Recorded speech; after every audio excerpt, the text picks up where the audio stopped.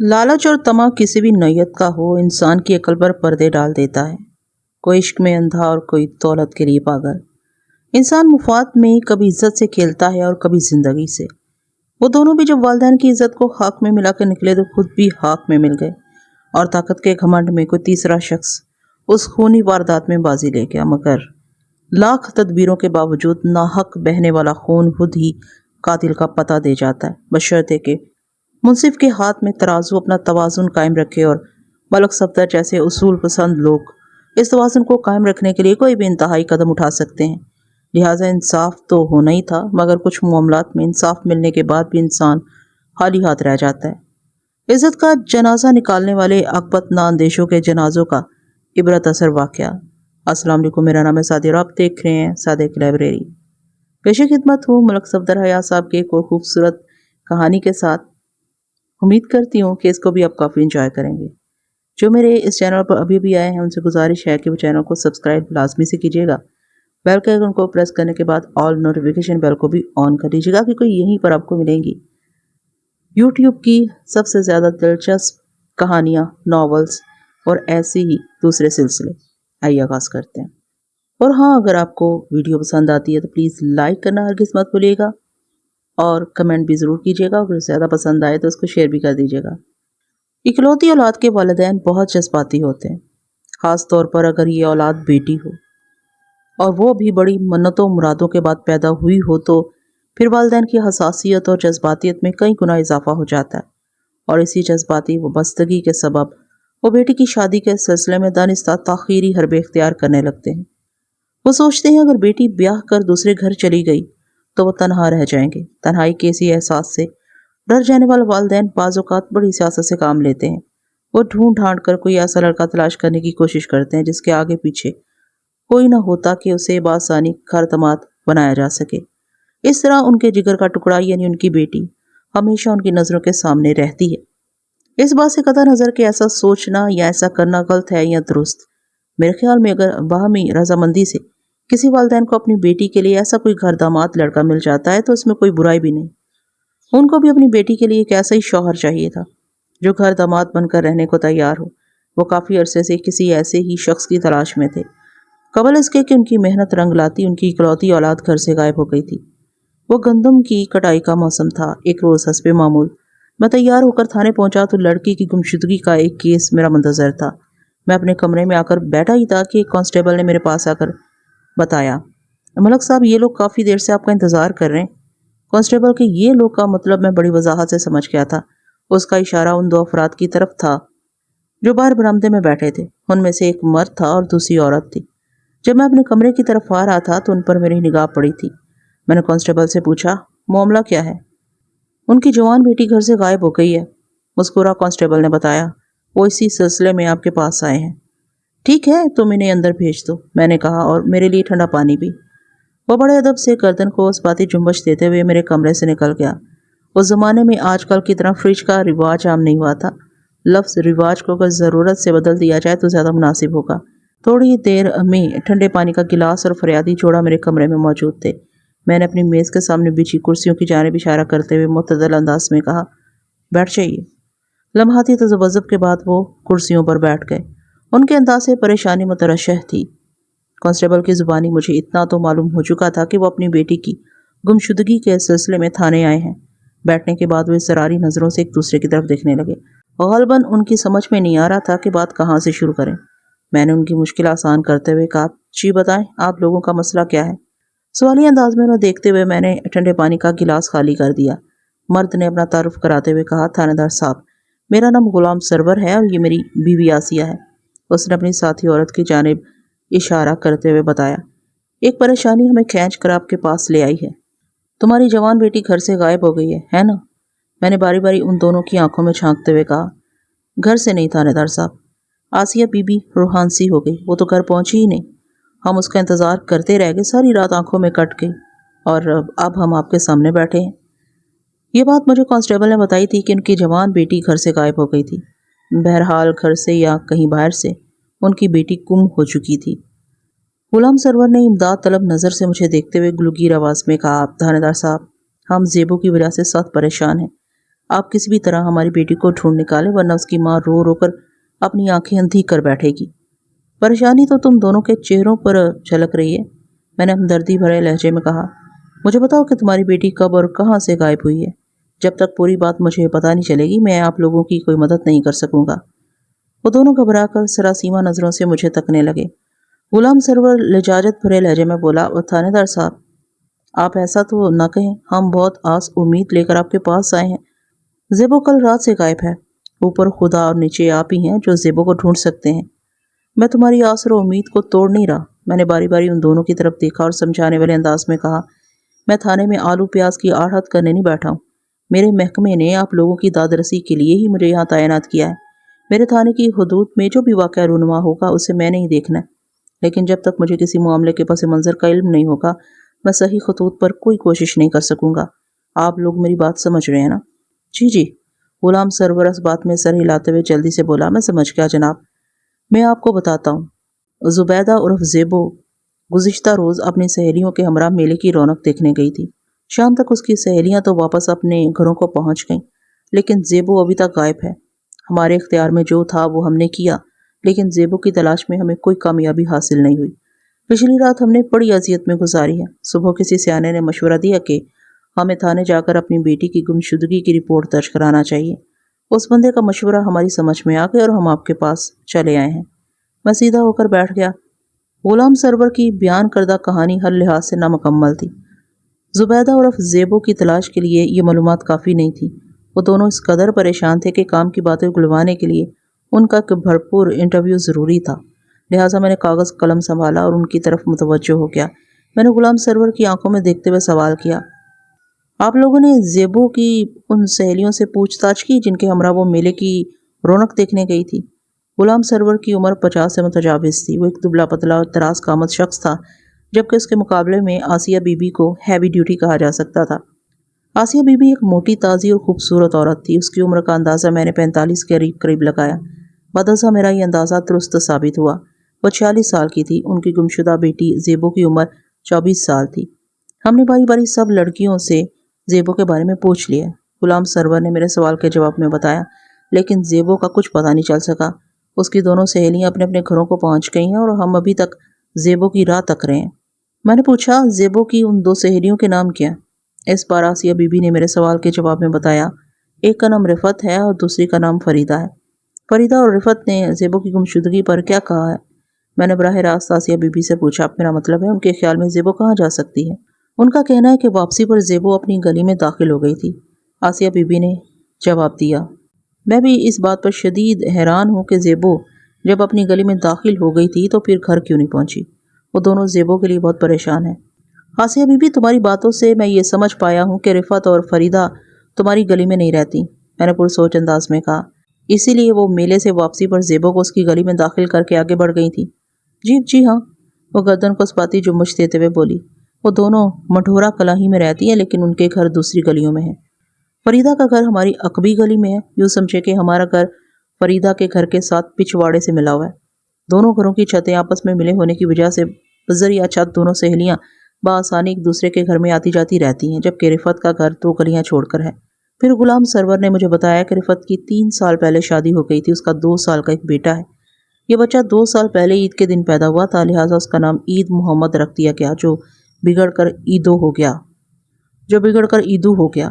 رفت کے شوہر کا نام مشتاق محمد تھا۔ وہ کوٹ کشال نامی گاؤں میں رہتا تھا۔ آج کل رفت اپنے میکے مٹھورا کلائی ہوئی تھی۔ کوٹ کشال میں مشتاق کریانے کی دکان چلاتا تھا۔ میں نے غلام سرور سے پوچھا، کیا زیبو کی شادی ہو چکی ہے؟ یہ سوال میں نے خاص مقصد سے پوچھا تھا، ورنہ اب تک جو حالات میرے علم میں آ چکے تھے ان کی روشنی میں بڑے واضح انداز میں دیکھا جا سکتا تھا کہ گمشدہ زیبو غیر شادی شدہ تھی۔ غلام سرور نے نفی میں گردن ہلائی اور کہا، نہیں جناب، کیا وہ منگنی شدہ ہے؟ میں نے سوال کیا۔ اس نے ایک بار پھر نفی میں گردن ہلا دی۔ میں نے پوچھا، اس کی کہیں بات وغیرہ چل رہی تھی؟ ابھی تک اس قسم کا کوئی باقاعدہ سلسلہ شروع نہیں ہوا، اس نے میرے استفسار کے جواب میں بتایا۔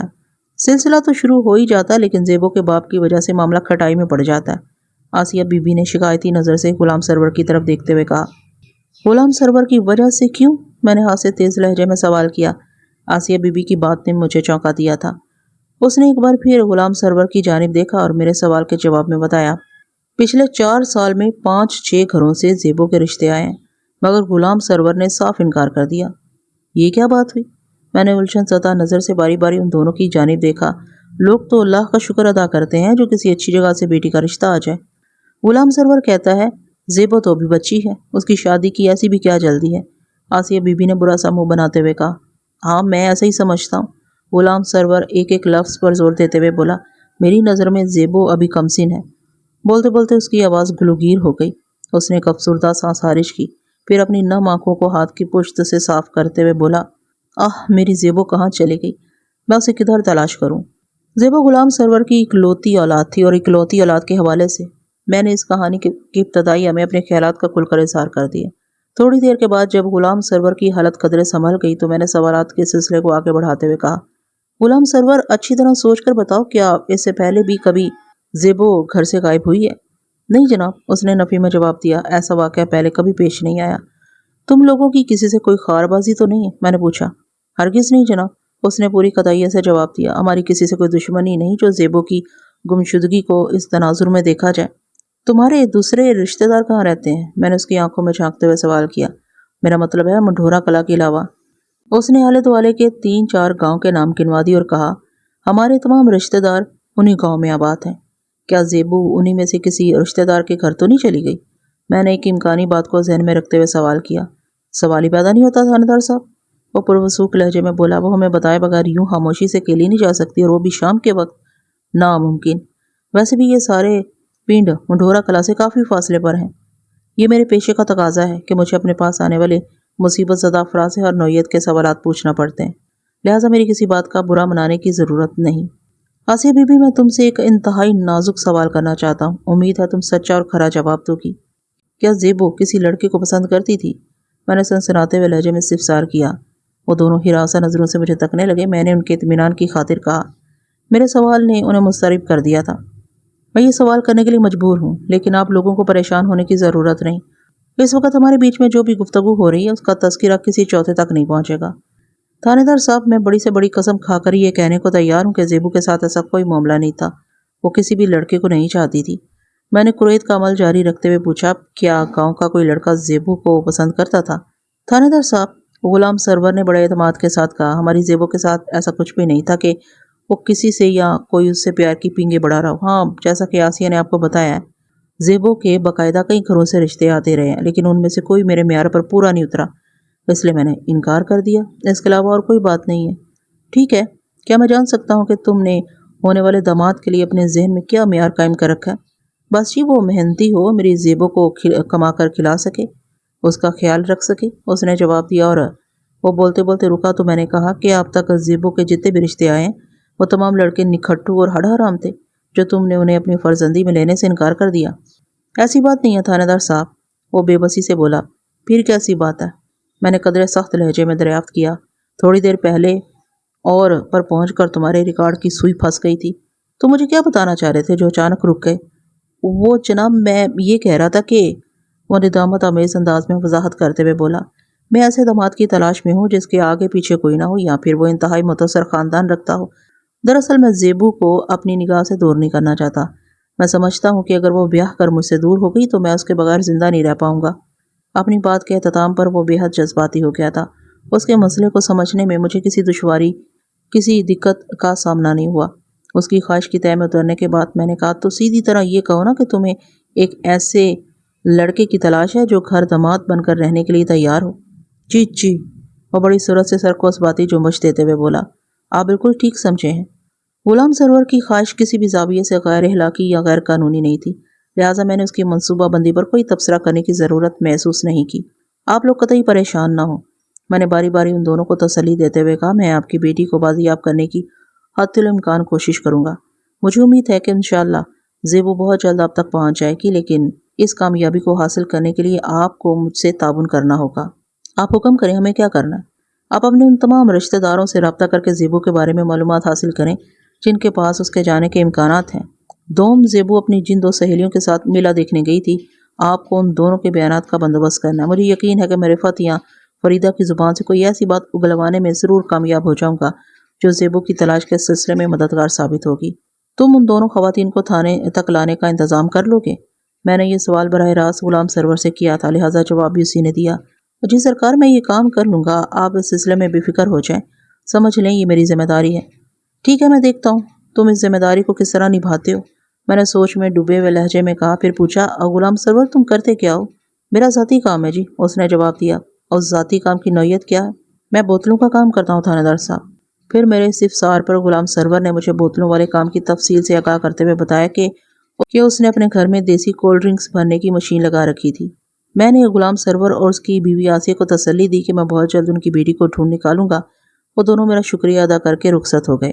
دوپہر کے بعد میرے جی میں آئی کہ مڈھورا کلا جا کر وہاں کے حالات کا جائزہ لوں۔ غلام سرور اور آسیہ بی بی کی فراہم کردہ معلومات اس معاملے کو آگے بڑھانے کے لیے کافی نہیں تھیں۔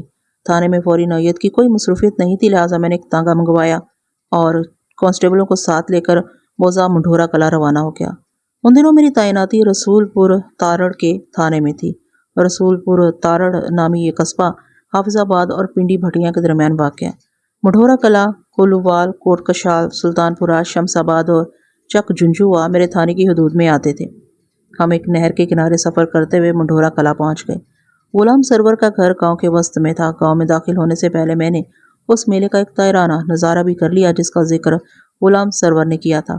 میری معلومات کے مطابق یہ میلہ ہر سال مئی کے مہینے میں گاؤں سے باہر کھلے میدان میں لگا کرتا تھا، جو کئی دن تک جاری رہتا تھا۔ عام دنوں میں یہ وسیع اور عریض میدان بچوں کے کھیل کود کے لیے استعمال ہوتا تھا، جس میں فٹ بال، والی بال، پتنگ بازی اور دیگر معروف دیہاتی کھیل کھیلے جاتے تھے۔ غلام سرور کا گھر 3 کمروں پر مشتمل تھا۔ 2 کمرے گھر کے پچھلے حصے میں پہلو با پہلو بنے تھے، ان کے آگے ایک طویل برآمدہ تھا۔ غلام سرور نے ہمیں اپنے گھر کے صحن میں بٹھایا۔ اگرچہ موسم کافی گرم تھا، لیکن سایہ دار درختوں کے نیچے چارپائی پر بیٹھنا خاصا خوشگوار محسوس ہو رہا تھا۔ غلام سرور اور اس کی بیوی آسیہ ہمارے سامنے دوسری چارپائی پر بیٹھ گئے تو میں نے کہا، غلام سرور مجھے تمہارے کہے ہوئے الفاظ پر تو کسی قسم کا کوئی شبہ نہیں، لیکن میں نے سوچا کہ خود ہی تمہارے گاؤں کا ایک چکر لگا لیتا ہوں۔ اس طرح رفعت اور فریدہ سے بھی ملاقات ہو جائے گی اور میں جائے وقوع کا بھی جائزہ لے لوں گا۔ ہو سکتا ہے کوئی کام کی بات معلوم ہو جائے جس کی مدد سے میں زیبو کا سراغ لگانے میں کامیاب ہو جاؤں۔ آپ نے بہت اچھا کیا جو آ گئے، آسیہ بی بی سرسراتی ہوئی آواز میں بولی، ورنہ ہم نے تو پروگرام بنایا تھا کہ صبح صبح ہی آپ کے پاس جائیں گے۔ میں نے چونک کر اس کی طرف دیکھا اور پوچھا، ایسی کیا بات ہو گئی تھی کہ آپ لوگوں کو میرے پاس آنے کا پروگرام بنانا پڑا؟ بات دراصل یہ ہے تھانے دار صاحب، میں نے کچھ رقم آسیہ کے پاس رکھوائی تھی، وہ پیسے گھر سے غائب ہیں۔ میں سیدھا ہو کر بیٹھ گیا۔ غلام سرور نے بڑی اہم بات کی تھی، آسیہ بی بی نے کہا، ہم اسی وجہ سے آپ کے پاس آنا چاہتے تھے۔ کتنی رقم غائب ہوئی ہے؟ میں نے تیز لہجے میں دریافت کیا۔ 2000 روپے، اس نے جواب دیا۔ 2000؟ میں نے حیرت بھرے انداز میں دہرایا۔ میری حیرت کا سبب یوں تھا کہ جس زمانے کا واقعہ میں آپ کی خدمت میں پیش کر رہا ہوں، تب 2000 روپے کوئی معمولی رقم شمار نہیں ہوتی تھی، وہ بہت ہی بھلا اور سستا زمانہ تھا۔ آسیہ بی بی نے اس بات میں گردن ہلائی اور کہا، جی تھانے دار صاحب، غلام سرور نے مجھے بتایا، میں نے یہ رقم ایک خاص مقصد کے لیے آسیہ کے پاس رکھوائی ہوئی تھی۔ میں ہر ماہ کچھ نہ کچھ پس انداز کرتا رہتا ہوں، یہ میری برسوں کی بچت ہے، بلکہ بچت تھی، اب تو وہ گھر سے غائب ہو چکی ہے۔ میں بڑی دھوم دھام سے زیبو کی شادی کرنا چاہتا تھا۔ اس کے علاوہ میں اپنے سامنے والا مکان خرید کر زیبو کو دینا چاہتا تھا، تاکہ شادی کے بعد وہ ہر وقت میری نگاہ کے سامنے رہے۔ میری کوشش تو یہی تھی کہ مجھے کوئی نیک اور صالح گھر داماد مل جائے۔ یہ مکان خرید کر زیبو کو دینے والا منصوبہ اس صورت کے لیے تھا، اگر زیبو کا شوہر ہمارے ساتھ رہنے کے لیے راضی نہ ہوا تو میں ان لوگوں کو سامنے والے گھر میں بسا دوں گا، مگر سب ختم ہو گیا۔ زیبو بھی گئی اور 2000 کی رقم بھی غائب ہے۔ میں ایک دکھی باپ کے جذبات کو اچھی طرح سمجھ سکتا تھا۔ غلام سرور کے تمام منصوبوں کا ستیہ ناش ہو گیا تھا۔ میرا ذہن ایک خاص انداز میں سوچ رہا تھا۔ زبیدہ اور زیبو کی گمشدگی کے ساتھ ہی گھر سے 2000 بھی غائب ہوئے تھے، لہٰذا ایسا سوچنے میں کوئی قباحت نہیں تھی کہ زیبو وہ رقم اپنی مرضی سے ساتھ لے گئی ہوگی۔ اسی پوائنٹ کو نظر میں رکھتے ہوئے میں نے آسیہ بی بی سے پوچھا، تم نے 2000 کی یہ رقم کہاں رکھی تھی؟ اس نے میرے سوال کا جواب دینے سے پہلے اپنے شوہر کی طرف دیکھا، پھر جھلائے ہوئے لہجے میں بولی، سرور، تھانے دار صاحب کافی دیر سے بیٹھے ہیں، تم ان کے لیے کوئی ٹھنڈی بوتل تو لے کر آؤ، دیکھو کتنی گرمی ہو رہی ہے۔ اس نقطے پر میں آسیہ بی بی سے متفق تھا کہ موسم بہت گرم ہو رہا تھا، لہٰذا میں نے غلام سرور کو کولڈ ڈرنک لانے سے منع کرنے کی کوشش نہیں کی۔ اس وقت میں واقعتاً شدید پیاس محسوس کر رہا تھا اور یقیناً میرے ساتھ آنے والے کانسٹیبل کا بھی یہی حال تھا۔ غلام سرور اٹھ کر کھڑا ہو گیا اور بولا، میں ان لوگوں کے لیے دودھ سوڈا بنا کر لاتا ہوں۔ غلام سرور کے جانے کے بعد میں نے آسیہ بی بی کے سامنے اپنا سوال دہرایا، تم نے 2000 کی یہ رقم کہاں رکھی تھی؟ کپڑوں والے ٹرنک میں، اس نے جواب دیا، تمام کپڑوں کے بالکل نیچے۔ اور یہ ٹرنک یعنی کہ بڑا صندوق کہاں رکھا تھا؟ میں نے اس افسرات کے سلسلے کو آگے بڑھاتے ہوئے کہا، मेरे कमरे में? उसने घर के अकबी हिस्से में बने 2 कमरों में से एक की जानिब इशारा करते हुए बताया। मैं और सरवर यानी कि गुलाम सरवर उसी कमरे में रहते हैं। क्या ज़ेबू तुम लोगों के साथ उस कमरे में नहीं रहती थी? नहीं जी, वो दूसरे कमरे में रहती थी। बात के अख्ताम पर उसने मज़कूरा कमरे की तरफ इशारा भी कर दिया। मैंने पूछा, घर में तुम्हारे अलावा ये बात और किसको मालूम थी कि 2000 रुपये कपड़ों वाले ट्रंक की तह में रखे हुए? ये बात मेरे अलावा सरवर और ज़ेबू को भी पता थी। क्या उस ट्रंक में तुम कोई ताला वगैरह भी डालकर रखती थी? नहीं जी, उसने नफ़ी में गर्दन हिलाते हुए बताया। ताला लगाने की कभी ज़रूरत महसूस नहीं की गई। हम तीनों के सिवा इस घर में कोई आता जाता नहीं है, और अगर कोई आता भी है तो उसे क्या पता कि मैंने ट्रंक के अंदर कपड़ों के नीचे 2000 रुपये छुपा कर रखे। गोया ये रकम तुम तीनों में से किसी ने गायब की है। मैंने उसकी आंखों में देखते हुए हाथ से तीखे अंदाज में सवाल किया। मैं क्यों गायब करूँगी जी? वो यकलख्त परेशान हो गई। और सरवर भी ऐसी हरकत नहीं कर सकता। वो अक्सर मेरे पास रकम रखवाता रहता है और जब उसे ज़रूरत होती है वो मुझी से मांगता है। और ज़ेबो के बारे में तुम्हारा क्या ख्याल है? उसके चेहरे पर निगाह जमाकर मैंने सनसनाते हुए लहजे में सवाल किया। वो मेरे सवाल को अच्छी तरह समझ गई और बोली, मैं ज़ेबो को भी चोर नहीं समझती थानेदार साहब। तुम ये तो तस्लीम करती हो ना कि घर से 2000 रुपये गायब हुए हैं? जी, इसमें तो कोई शक ही नहीं। और ज़ेबू भी कल शाम से गायब है? जी। उसने इस बात में गर्दन हिला दी। क्या इससे पहले भी कभी घर में से कोई रकम गायब हुई है? नहीं जी, कभी नहीं। वो सर को अनकारी चुंबश देते हुए बोली, ये पहला वाक़या है। और तुम लोगों ने थाने में मुझे बताया था कि ज़ेबू की गुमशुदगी का भी ये पहला वाक़या है। मैंने उसकी आंखों में झांकते हुए कहा, इससे पहले वो कभी घर से गायब नहीं हुई थी। जी जी, ये हकीकत यही है। वो जल्दी से बोली। तो मुझे क्या समझती हो आसिया बीबी? मेरे सवाल ने उसे उलझन में डाल दिया। तेजी से पलकें झपकाते हुए उसने जवाब दिया, आप तो थानेदार हैं जी, और थानेदार का काम है थानेदारी करना। ये बात तो तुम मानती हो ना? जी बिल्कुल मानती हूँ। मेरा पेशा यानी ये थानेदारी मुझसे तकाजा करता है कि मैं हालात व वाक़यात को मद्देनजर रखते हुए मंतकी अंदाज में सोचूं। सादा अल्फाज में तुम ये समझ लो कि जहाँ ज़ेबू गई रकम भी वहीं गई है। मेरा तो दिमाग काम नहीं कर रहा थानेदार साहब। वो दोनों हाथों से अपने सर को थामते हुए बोली। तुम परेशान नहीं हो आसिया बीबी, मैंने हमदर्दी भरे अंदाज में कहा। तुम्हें अर्ज़दा देखकर गुलाम सरवर भी हिम्मत हारने लगता है। तुम लोगों को फिक्रमंद होने की ज़रूरत नहीं। अब ये केस मेरे हाथ में है और मैं वादा करता हूँ कि बहुत जल्द मैं ज़ेबू को तलाश करने में कामयाब हो जाऊँगा और फिर रकम को बाजियाब करने में भी देर नहीं लगेगी। वो तशक्कुराना नज़र से मुझे देखते हुए रूहानी अंदाज में बोली, रकम गई चूल्हे में, बस ज़ेबू खैरियत से सही सलामत वापस आ जाए तो मुझे और कुछ नहीं चाहिए। बात के अख्ताम पर उसकी आंखें छलक गईं। वो अपने दुपट्टे के पल्लू से आंखों में उतरने वाले आंसुओं के नमकीन सेले आपके आगे बंद बांधने की कोशिश करने लगी। हमारे बीच सवालों जवाब का सिलसिला जारी था कि गुलाम सरवर दूध सोडे के साथ वापस आ गया। वो अल्लाह का बंदा जग भरकर दूध सोडा बना लाया था। बर्फ़ की आमिज़श ने जिसे ठंडा ठार कर दिया था। मैंने और कांस्टेबल ने 2-2 किंग साइज गिलास दूध सोडा अपने मेदों में उतारा तो गर्मी हमसे कोसों दूर जाकर खड़ी हुई। इस काम से फारिग होने के बाद मैंने गुलाम सरवर से कहा, मैं तुम्हारे दोनों कमरों को अंदर से देखना चाहता हूँ। जी ज़रूर देखें, वो फर्मा बरदारी से बोला। दर हकीकत मैं गुलाम सरवर के घर का तफसीली मुआयना करना चाहता था। गुलाम सरवर की रहनुमाई में पहले मैंने उस कमरे का मुआयना किया जो उन मियाँ बीवी के इस्तेमाल में था। उस कमरे में ज़रूरत की हर शय मौजूद थी। वहाँ से मुझे कोई भी ऐसी चीज़ नहीं मिली जो किसी भी हवाले से ज़ेबू की तलाश में मददगार साबित हो सकती। मैं मज़कूरा कमरे से निकलकर ज़ेबू वाले कमरे में आ गया। गुलाम सरवर साय की तरह मेरे साथ लगा हुआ था, जबकि आसिया बीबी बाहर ही रह गई थी। मैंने ज़ेबू वाले कमरे का तफसीली जायज़ा लिया तो इस तलाश के सिलसिले में मुझे पहली कामयाबी हासिल हो गई। ज़ेबू के एक कपड़े वाले अटैची केस में से मुझे एक तयशुदा पर्चा मिला। ये पर्चा किसी लाइनदार कॉपी में से फाड़कर अलग किया गया था। मैंने तयशुदा उस पर्चे को खोलकर देखा तो मेरे पूरे वजूद में सनसनी सी फैल गई। मज़कूरा पर्चे पर रकम व मुख्तसर सी तहरीर मुझे चौंका देने के लिए काफ़ी थी। वहाँ लिखा था, आज शाम 6 बजे मेले में सर्कस के करीब खारा। इस एक सतरी तहरीर से जाहिर होता था कि खारा नामी किसी शख्स ने शाम 6 बजे किसी शख्स से मेले में सर्कस के करीब मुलाकात की बात की थी। यह पर्चा चूँकि ज़ेबू के अटैची केस में से बरामद हुआ था, लिहाजा जहन यही कहता था कि खारा ने ज़ेबू से शाम 6 बजे सर्कस के नज़दीक मेले में मिलने का इशारा दिया था। ज़ेबू गुज़िश्ता रोज़ अपनी 2 सहेलियों रिफ़त और फरीदा के हमरा मेला देखने गई थी। हालात व वाक़यात की रोशनी में यह पता चलता था कि ये रुका गुज़िश्ता रोज़ सुबह या दोपहर में खारा की जानिब से ज़ेबू तक पहुँचा था और फिर ज़ेबू खारा से मुलाकात करने मेले की तरफ गई थी। उन लम्हात में मेरा जहन बर्क रफ्तारी से काम कर रहा था। मैंने मज़कूरा रुका गुलाम सरवर की जानिब बढ़ाते हुए इस्तिफ़सार किया, ये क्या है? वो मेरे इस अचानक सवाल पर बौखला गया और इस तरारी लहजे में बोला, ये कागज़ है जी। तुमने देखा ये कागज़ मुझे कहाँ से मिला?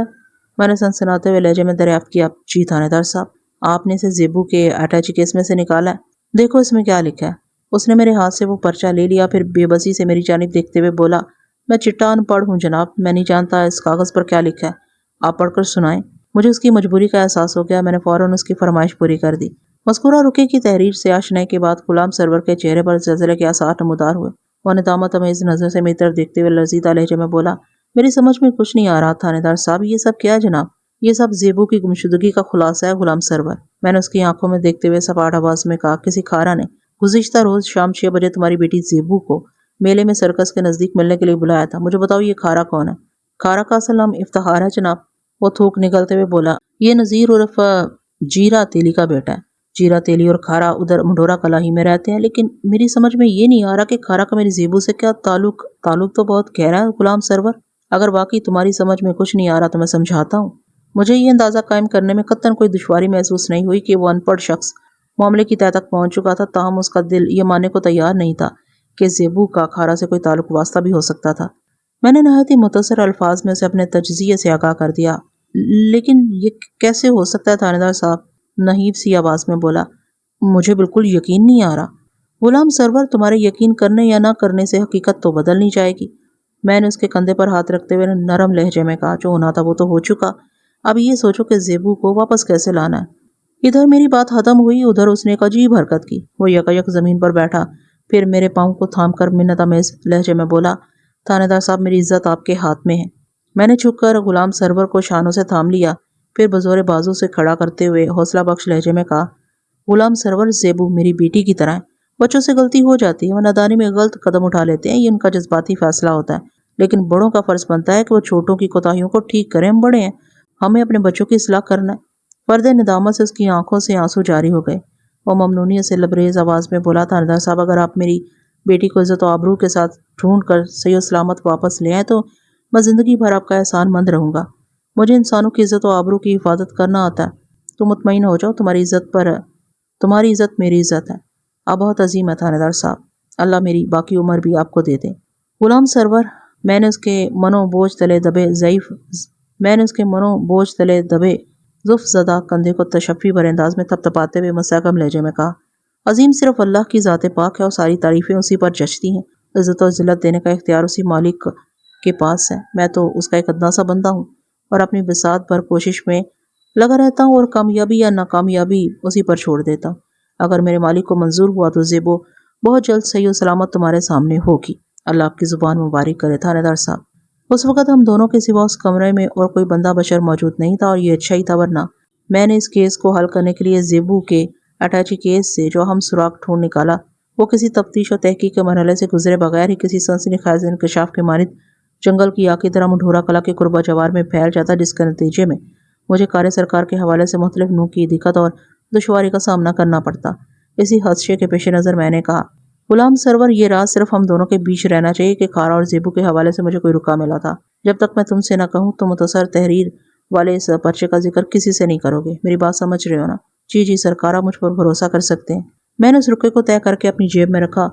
میں نے تمہارے ذمہ ایک کام لگایا تھا، اس سلسلے میں تم نے کچھ کیا؟ کون سا کام تھانے دار صاحب؟ وہ الجھن زدہ نظر سے مجھے تکنے لگا۔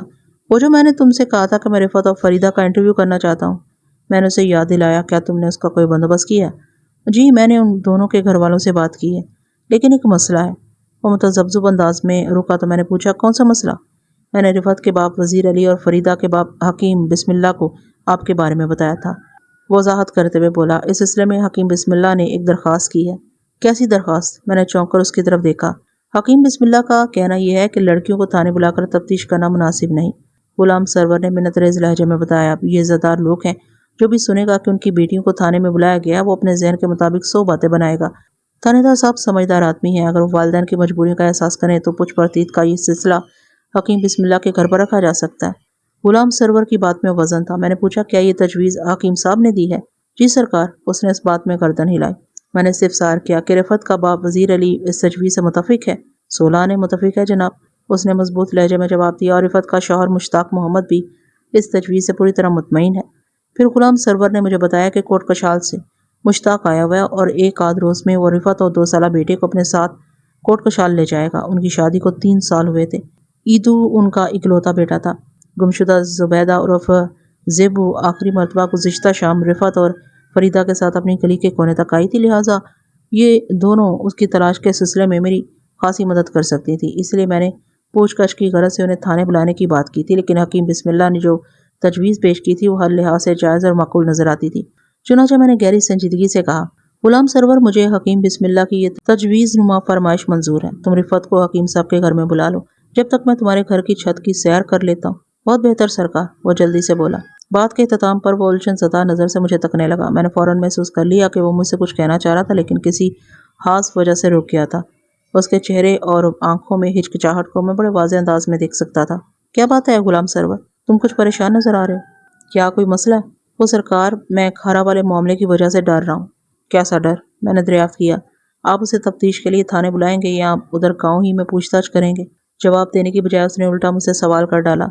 میں اس کے خوف کی تہ میں اتر گیا، پھر تسلیہ میں اس لہجے میں کہا، تمہیں اس حوالے سے ڈرنے یا فکر مند ہونے کی ضرورت نہیں۔ میں جو کچھ بھی کروں گا بہت طریقے سلیقے سے کروں گا۔ میرے کسی عمل سے تمہاری عزت پر کوئی حرف نہیں آئے گا۔ آپ کا بہت بہت شکریہ سرکار۔ وہ دونوں ہاتھ جوڑ کر کھڑا ہو گیا، پھر بھرائی ہوئی آواز میں بولا، میں آپ کے ایک ایک احسان کو زندگی بھر بھلا نہیں سکوں گا۔ میں نے غلام سرور کو روانہ کیا اور کانسٹیبل کو اپنے پاس بلا لیا اور کہا، معشوق علی، کیا تم اس سے پہلے بھی منڈھورا کلاں آئے ہو؟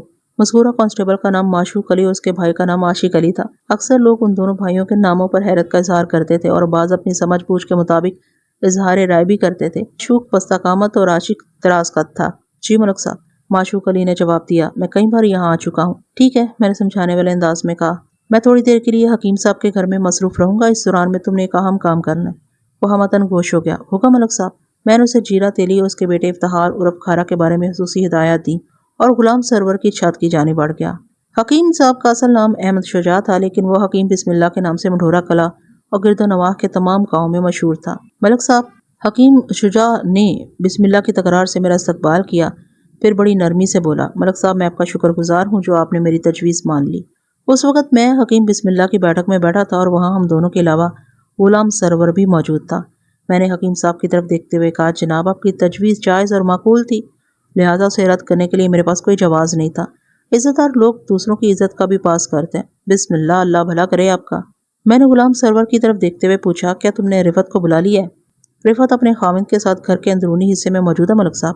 غلام سرور کی بجائے حکیم بسم اللہ نے جواب دیا، میرا خیال ہے پہلے آپ ان لوگوں کو فارغ کر دیں، فریدہ تو اپنے گھر کی بچی ہے، ایسے آباد میں پوچھ تاچھ کر لیجئے گا۔ میں نے حکیم بسم اللہ کی بات سے اتفاق کرتے ہوئے کہا، ٹھیک ہے، آپ پہلی پارٹی کو میرے پاس بھیج دیں۔ وہ منہ سے ایک لفظ نکالے بغیر بیٹھک سے باہر نکل گیا۔ اگلے ہی لمحے رفعت اور مشتاق محمد میرے سامنے موجود تھے۔ رفعت دلکش سراپا کی مالک ایک خوبصورت عورت تھی۔ اس کی عمر کا اندازہ میں نے 25 کے آس پاس لگایا۔ بھرے بھرے بدن نے اس کے حسن کی زرخیزی میں کئی گنا اضافہ کر دیا تھا۔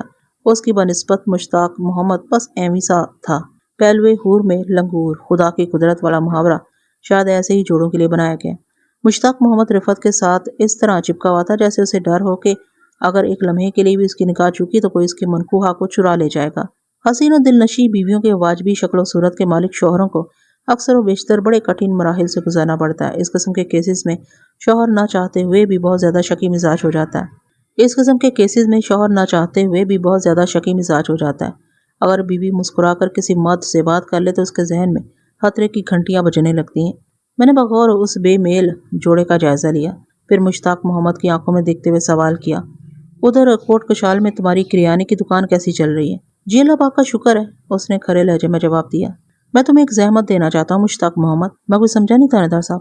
تم تھوڑی دیر کے لیے ایدو کے پاس چلے جاؤ، میں نے سمجھانے والے انداز میں کہا۔ تم بچے کا خیال رکھو جب تک میں تمہاری بیوی سے سوال جواب کر لیتا ہوں۔ وہ جی، بچہ اندر خیر خیریت سے ہے، اس نے رفعت کی طرف دیکھتے ہوئے مجھ سے کہا۔ میں ادھر ہی بیٹھنا چاہتا ہوں جناب۔ میں مشتاق محمد کے تحفظات یعنی اس کی نفسیاتی مجبوری کو اچھی طرح سمجھ رہا تھا، لیکن اس وقت میں بھی اپنے فرض کے تقاضوں کے سامنے مجبور تھا۔ اگر مشتاق محمد میرے سر پر سوار رہتا تو رفعت آزادانہ طور پر میرے سوالوں کے جواب نہیں دے سکتی تھی، لہٰذا اس شکی اور متذبذب شخص کو بیٹھک سے باہر نکالنا ضروری تھا۔ مشتاق محمد، میں نے اس کی آنکھوں میں جھانکتے ہوئے سوال کیا، تھانے دار تم ہو یا میں؟ وہ میری بات کی تہ میں نہ پہنچ سکا بلکہ چھپک کر الجھن زدہ لہجے میں بولا، جناب ظاہر ہے تھانے دار تو آپ ہی ہیں، میں تو کریانے کی دکان چلاتا ہوں۔ اگر تم تھانے دار نہیں ہو تو پھر مجھے تھانے داری کرنے دو، تم جا کر باہر بیٹھو، میں چند منٹ تمہاری بیوی سے تنہائی میں بات کرنا چاہتا ہوں۔ اس کے چہرے کے تاثرات سے اندازہ نہیں ہوتا تھا کہ میری بات اس کی سمجھ میں بیٹھی یا نہیں۔ بہرحال اس نے کوئی ضد بحث نہیں کی اور چپ چاپ بیٹھک سے باہر چلا گیا۔ میں رفعت کی جانب متوجہ ہو گیا۔ رفعت، شادی سے پہلے تم ادھر منڈھورا کلا ہی میں رہتی تھی اور شادی کے بعد بھی تم گاہے بگاہے یہاں کا چکر لگاتی رہتی ہو، اس لیے مجھے امید ہے کہ تم مٹھورا کلا کے معاملات کو اچھی طرح سمجھتی ہوگی۔ اس نے متصر سا جواب دیا۔ اگرچہ اس گاؤں کے تمام لوگوں سے میرا میل جول نہیں، لیکن اکثر کو میں جانتی ہوں۔ دیگر لوگوں کی بات نہیں کر رہا رفت۔ میرا اشارہ زبیدہ اور زیبو کی طرف ہے۔ زیبو کو تو میں بہت اچھی طرح جانتی ہوں۔ اگر تم زیبو کو اچھی طرح جانتی ہو تو پھر یقیناً تمہیں اس بات کا علم بھی ہوگا کہ آج کل اس کا گاؤں کے کس لڑکے کے ساتھ چکر چل رہا تھا۔ نہیں جی، وہ نفی میں سے گردن ہلاتے ہوئے بولی، میرے علم میں ایسی کوئی بات نہیں۔ یہ بات تمہارے علم میں نہیں یا تم کسی مصلحت کے پیش نظر مجھے بتانا نہیں چاہ رہی؟ میں نے اس کی آنکھوں میں جھانکتے ہوئے پوچھا۔ ہو سکتا ہے زیبو نے تمہیں اس راز کو فاش کرنے سے منع کر رکھا ہو۔ میں قسم کھا کر کہتی ہوں جی، میں زیبو کے ایسے کسی معاملے سے واقف نہیں ہوں۔ تم کہاں تک پڑھی ہوئی ہو؟ میں نے پوچھا۔ اس نے بتایا، میں نے تو اسکول کی شکل بھی نہیں دیکھی۔ مطلب یہ ہے کہ تم اردو کا ایک لفظ بھی نہیں پڑھ سکتی ہو۔ زیبو کے باپ غلام سرور نے مجھے بتایا کہ کل تم اور فریدہ زیبو کے ہمراہ میلہ دیکھنے گئی تھی اور واپسی پر تم لوگوں نے زیبو کو اس کی گلی کے کونے تک چھوڑا تھا، بلکہ وہ تم دونوں کے سامنے ہی اپنی گلی میں داخل ہوئی تھی۔ سرور چاچا نے آپ کو بالکل ٹھیک بتایا، رفعت نے جواب دیا۔ کیا اس کے بعد پھر زیبو سے تمہاری ملاقات ہوئی تھی؟ نہیں جی۔ مطلب تمہیں بالکل اندازہ نہیں کہ زیبو کہاں گم ہو گئی ہے؟ اگر اس بارے میں مجھے کچھ پتا ہوتا تو میں آپ کو ضرور بتاتی۔ وہ بے چارگی سے بولی، میں زیبو کی گمشدگی کے لیے خود بہت پریشان ہوں اور میری آرزو ہے کہ وہ جلد از جلد مل جائے۔ اس کے الفاظ سے سچائی کی بو آتی تھی۔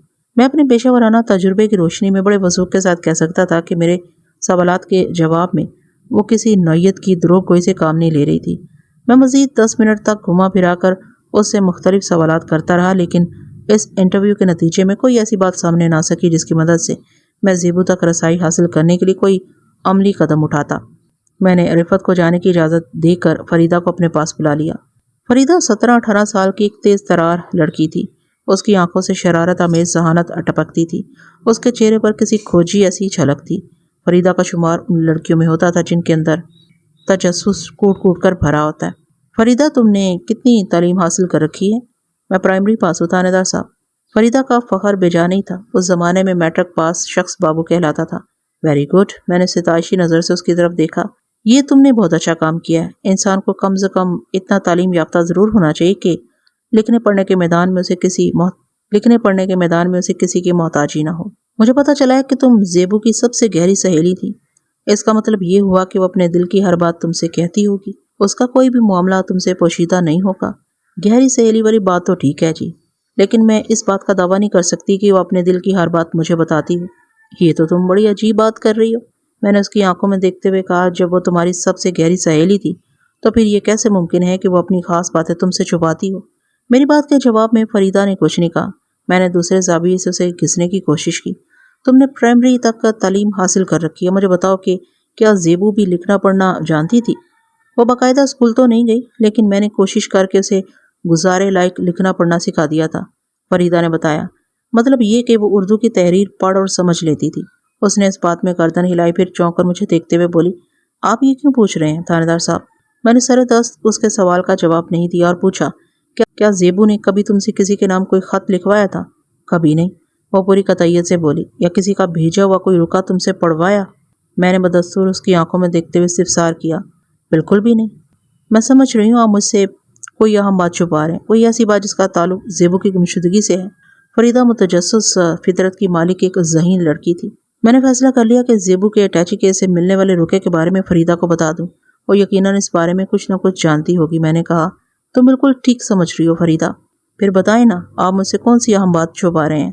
وہ پراشتیاق انداز میں مستفسر ہوئی۔ بتاؤں گا، لیکن پہلے تم مجھ سے وعدہ کرو کہ کسی سے اس بات کا ذکر نہیں کرو گی۔ میں نے اس کے چہرے پر نگاہ جما کر کہا، جب تک میں زیبو کو تلاش نہیں کر لیتا تم اس سلسلے میں اپنی زبان بند رکھو گی۔ جی، میں پکا وعدہ کرتی ہوں، وہ گہری سنجیدگی سے بولی۔ آپ مجھ پر بھروسہ کر سکتے ہیں۔ تم پر بھروسہ ہے جبھی تو میں نے یہ ذکر چھیڑا ہے۔ میں نے اس کی تعریف کرتے ہوئے کہا، تم بہت دانش مند اور تعلیم یافتہ لڑکی ہو۔ اپنی تعریف ہر کسی کو اچھی لگتی ہے۔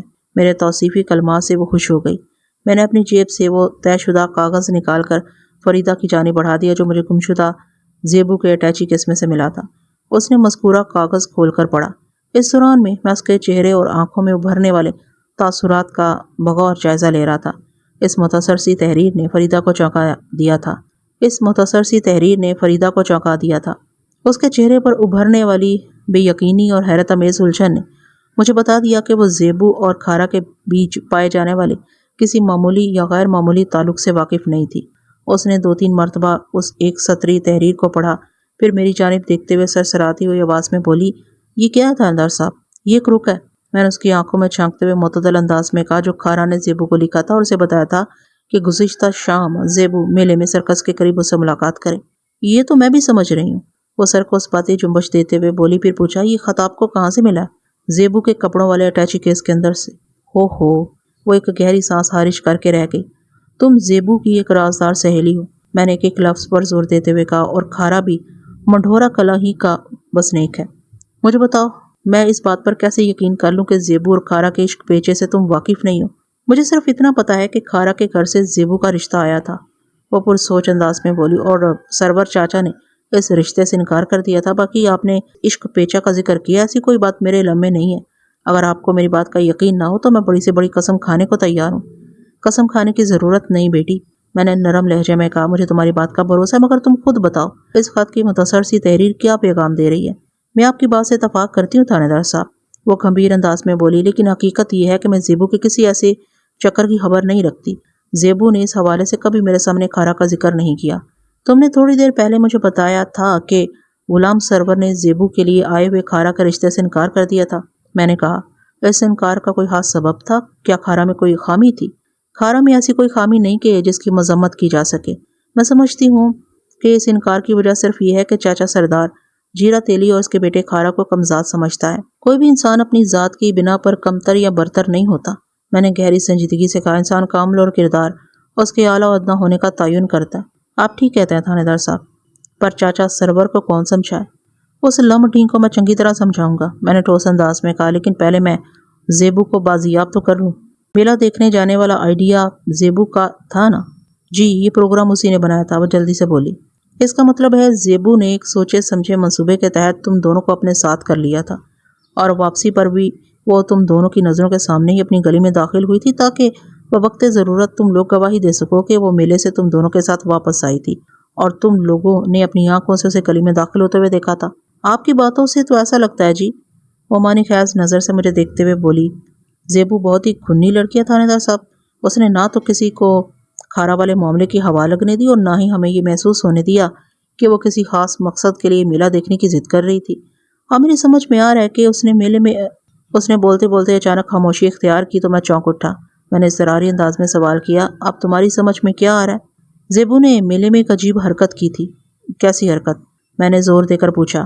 ہوا کچھ یوں تھا تھانے دار صاحب، وہ پرخیال انداز میں وضاحت کرتے ہوئے بولی، میلے میں مختلف اشیاء خور و نوش کے علاوہ روزمرہ کے استعمال کی چیزوں کے سٹال بھی لگے ہوئے تھے۔ ہم ان سٹالز پر فروخت ہونے والی مختلف اشیاء کا جائزہ لے رہے تھے کہ چوڑیوں والے ایک سٹال پر ہمیں محسوس ہوا کہ زیبو ہمارے ساتھ نہیں ہے۔ ہم نے یعنی میں نے اور رفعت نے ایک دوسرے سے پوچھا کہ زیبو کہاں غائب ہو گئی؟ ہم دونوں کے پاس اس سوال کا جواب نہیں تھا۔ ہم اس کی تلاش میں ادھر ادھر نگاہیں دوڑا ہی رہے تھے کہ وہ ہمیں سرکس والے تمبو کی طرف سے آتی دکھائی دی۔ قریب پہنچنے پر ہم نے جب اس سے پوچھا کہ وہ کہاں مر گئی تھی تو الٹا اس نے ہم پر چڑھائی کر دی۔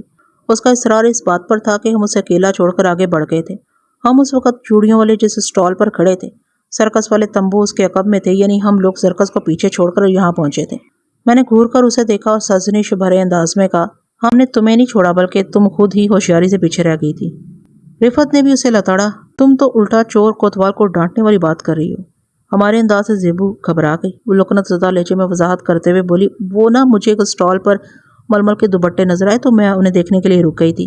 جب میں نے نگاہ اٹھائی تو تم دونوں مجھے دکھائی نہیں دی۔ میں نے بڑی مشکل سے تمہیں ڈھونڈا ہے، دیکھ رہی ہو نا میلے میں کتنا رش ہے۔ فریدہ نے مجھے بتایا کہ زیبو کی وضاحت میں اگرچہ کوئی دم نہیں تھا، لیکن اس وقت چونکہ میرے ذہن میں اس حوالے سے شک والی کوئی بات موجود نہیں تھی، لہٰذا میں اس کی بات پر اعتبار کر کے مطمئن ہو گئی تھی۔ مگر اب یہی لگ رہا ہے کہ زیبو نے ہم سے جھوٹ بولا تھا۔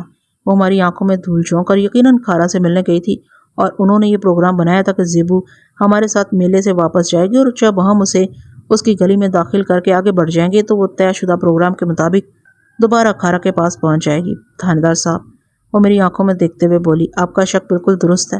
مجھے بھی یہی لگتا ہے کہ زیبو اپنی مرضی سے کھارا کے ساتھ کہیں گئی ہے۔ فریدہ، تم ایک ذہین اور عقل مند لڑکی ہو۔ میں نے تعریفی انداز میں اس کی طرف دیکھا اور پوچھا، بڑی ہو کر تم کیا بنو گی؟ کیا میں آپ کو بڑی نہیں لگتی؟